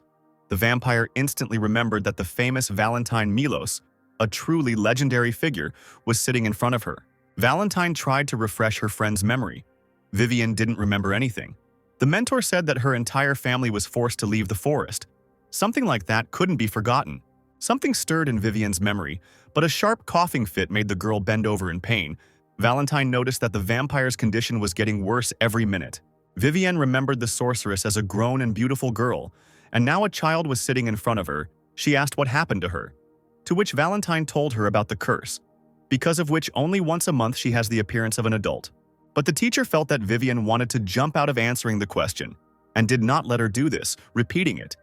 And Valentine will not leave here until he gets answers. Why such a royal person, a member of noble blood and the vampire elite, would live her life in such a backwater? Valentine found all this suspicious. From Vivian's condition, it was clear that she had not drunk human blood for a very long time, which meant that her life was in question. It was unclear why she had gone so far. The aristocrat responded with a counterattack. Did Valentine really feel sorry for her? A lot of time had passed since their last meeting, and they remembered the past. Last time Valentine instilled fear and terror in all creatures, she was an incredibly powerful sorceress and respected by all races. Valentine was full of life energy, but looking at her now, Vivian came to the conclusion that there was no trace left of the former liveliness. Inspiration had left her. Although back then, in the forest, she and the other vampires would not have made it out alive. The rabid fanatics wanted them dead, but Valentine protected them, and they were able to see a new day. Vivian decided to answer her question. The girl leaned back on the pillows of the bed and plunged into the pool of past memories, which she found unpleasant to pull out of there. In the demonic forest, there are 5 of the most powerful and dangerous creatures, which are commanded by 2 powerful lords who give any, even the most cruel orders, at their whim. So the vampires tried to leave the forest. Their oppression was slowly exterminating the entire vampire nation. They then walked along the road in the hope of remaining unnoticed by the dragons. She had little Charlotte in her arms at the time, and she wanted a better life for her daughter, free from the cruelty and blood that the pair of lords were spreading in the forest. Traveling through the snowy desert with a baby in their arms was not an easy test, but nevertheless they coped, reached the end, but danger awaited them ahead. No one could hide from the all-seeing gaze of the dragons. One of them intercepted the caravan, killing every vampire in it. Charlotte then cried terribly, and Vivian herself begged to spare her and the child. The dragon answered her that he felt sorry for them, and the red monster disappeared under the gentle clouds, saving their lives. It was a very terrible experience. Valentine was very surprised to hear such a thing from the dragon, but Vivian was telling the truth. He did not put any hex or other spell on them and left them alone. In this village, she and her daughter lived side by side with pigs, cows, and other animals, but nevertheless it was a safe life, and she and her daughter managed. For a mother, the most important thing was the happiness and health of her child. And Vivian wanted to raise Charlotte in safety and love. These were small sacrifices for her. Valentine felt sorry for this girl. Vivian was one of the last in whom the blood of the rulers still flowed. She was an aristocrat, born to rule. But she lived in this remote and poor village in a land barely marked on the map of the continent.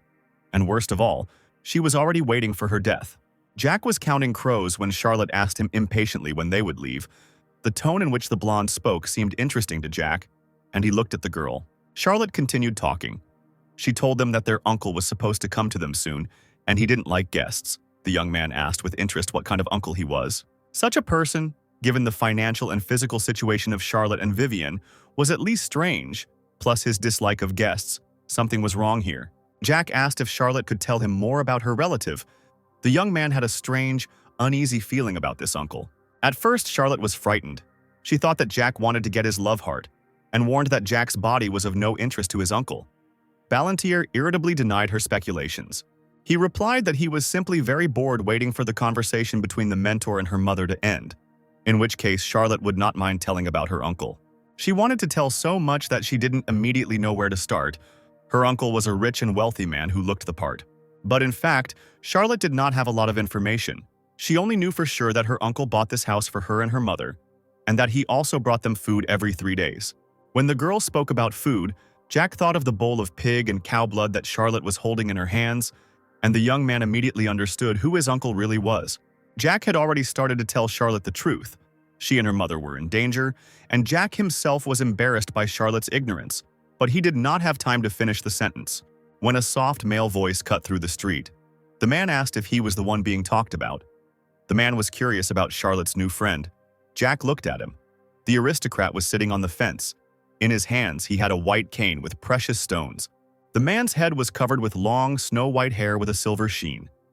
A teardrop-shaped ruby was inlaid on his forehead. The stranger's eyes had a pinkish-yellow tint. He saw the guy in front of him for the first time. As soon as Charlotte noticed him, his eyes lit up with a playful fire, and she happily greeted her uncle. Jack greeted the man, noting that he was probably that same uncle. The stranger only needed one look at Jack to understand that he was in the presence of a nobleman. The man grinned and carefully examined the young Ballantyre. The whole appearance of this stranger simply screamed about his origin. In front of Jack stood a dragon in human form. The aristocrat inquired about the reason for his presence in their modest home. The dragon sensed the presence of another stranger in the house. He noted with some disapproval that there were many guests in their house today. The man headed into the house. Vivienne felt the presence of the dragon when she and Valentine were finishing their conversation. The vampire asked the sorceress to call her daughter from the street. She had a bad feeling. The dragon noted that they had many guests today. Now it was clear why this man did not like guests. Jack did not like him. Dragons themselves were cruel and vain. The mentor spoke to him through a mental connection. He warned her about the approach of a man. Valentine told him to bring this man and Charlotte to them. The whispers that Jack responded with made the dragon nervous, although he could hear some of the words the boy was saying. But Jack submitted to the will of his mentor. Valentir approached the oak door and took hold of the handle. He answered the dragon that his teacher was waiting for them. The dragons were cruel. They were bored with just killing. They sometimes wanted to play with the victim. The guy asked him to come into the house. The dragon followed him to the second floor to the bedroom. Jack gave the dragon a cold look. The man was amused by this whole situation. Young Balantier said that if he wanted to talk to his toy, he should hurry up. Vivienne was still lying in bed, turned towards the window. Hearing them approaching, Vivienne prepared to take her daughter into a tight embrace. But looking at the doorway, she was horrified. The dragon was standing next to her daughter and stroking her head. The dragon chuckled at this reaction as if Vivienne had seen a ghost. He said that he just came to chat and sat down on a chair near the bed, but his intentions were not good. In an instant, from a calm and smiling face, the dragon with a bloodthirsty grin promised not to make a scandal before her death. He was pleased with the pleasure that the toy gave him. Charlotte's mother's face suddenly turned even paler. The daughter ran to her mother and tried to find out what had happened to her, why she had gotten worse. Vivienne, breathing heavily, only repeated her name. In a panic, the girl said that she had orc blood, which could improve her mother's condition. The daughter hoped that her mother would be able to get up and talk to her again. But Vivienne refused. She only said that she had prepared a gift for her birthday. She gathered all her strength and smiled at her daughter for the last time. She apologized with tears in her eyes for everything that Charlotte had to go through because of her. For the fact that she could not give her daughter a better life, she was so weak that she could not even give a gift. Vivienne gently touched her daughter's cheek as her hand began to crack and crumble, even more like broken stone. Charlotte looked at her dying mother in panic. Initially, neither Jack nor his mentor were supposed to witness this scene. Valentine even looked away from this heartbreaking picture. Jack ran into her by chance and followed her out of curiosity. He had no reason to keep an eye on this girl. He was only going to gather his comrades. But looking at this, he decided to change his views a little. He approached the dying aristocrat and asked her if she would entrust her daughter's life into his hands. Although he had no reason to do so initially, he would create one now. Vivienne thought Jack was joking, but he replied that they had little time. He took Vivienne by the hand and moved on to the confusion. He looked into the vampire's eyes and asked what she wanted for her child. The guy's face was extremely serious, and Vivienne did not doubt the power of his words and promises. Whether she wanted Charlotte to become a full-fledged vampire, or whether she wanted the entire continent and the entire world to lie at her daughter's feet. What she was about to say was very important. Or perhaps Vivienne wants revenge for the fallen lives of all vampires and kill the ill-fated dragon. The man watched the performance in front of him with a smile and interest. Vivienne replied that she really wanted a different, happier fate for her daughter. Like every mother, she wanted her child to be safe and happy. Vivienne had nothing to wish for except this thing. She directed her clouded, faded eyes at Jack. The last energy leaving her, she would only be able to say a few words. Her most important wish was for her daughter to always smile. She couldn't even dream of more. Charlotte shouldn't have to go through all the hardships that Vivienne went through. But before her death, she would like to know the guy's name. In the process of communication, she completely forgot about this detail. The nobleman introduced himself as Jack Balantier. A fine name for such a young man. Vivienne liked it. She asked if he could protect her beloved and dear Charlotte. Vivienne's face began to crack. Jack replied that he gave his word that the representative of noble vampire blood, Vivienne, with the veins of the blood of true rulers, rest in peace. She thanked him for his promise. The aristocrat called her daughter. Vivienne wanted to touch her Charlotte for the last time. Let her know that her mother would always love her. She touched the girl's face and pieces began to fall off her hand. Vivienne began to collapse, and Charlotte rushed to her sobbing. She kept begging her not to close her eyes. The girl did not want to acknowledge the death of her mother. Screams could be heard everywhere. Charlotte continued to sob over her mother's body, which was slowly dissolving into thin air. How would she live without her? Only one word was heard from the house. Louder than all, Mom, Jack, and Valentine watched silently. The room was filled with the loud, heart-rending laughter of the dragon. He grabbed his head from laughter and could not stop. This whole picture amused him very much. Even in death, his toy made his owner happy. The man could barely contain his laughter. It seemed that he was about to die from it. Words of revenge and happiness were heard in this room. He was amused by the responsibility that the boy took for the girl's life. The girl was about to die soon as well. It felt like the little brat's life was worth something. The dragon burst into laughter again as Jack concentrated his magic and lunged at the dragon. The dragon's body broke through the wall of their house, and there was a small bruise on its neck. The man didn't have time to figure out what had just happened to him, but he enjoyed this fun. The dragon decided to have some fun with the boy. He sarcastically noted that attacking a defenseless person is a sign of bad manners. The man landed on the street floor with the agility of a cat. Arcs and streams of fire began to dance around the dragon. The flames engulfed the man's body. His eyes acquired a pure white set. Jack prepared for the fight. The battle promised to be difficult. The dragon, in his madness, was obliged to teach Jack a lesson and good manners. He was already preparing to attack. His hand reached out to Jack, his claws extended, when suddenly a voice in his head ordered him to name himself.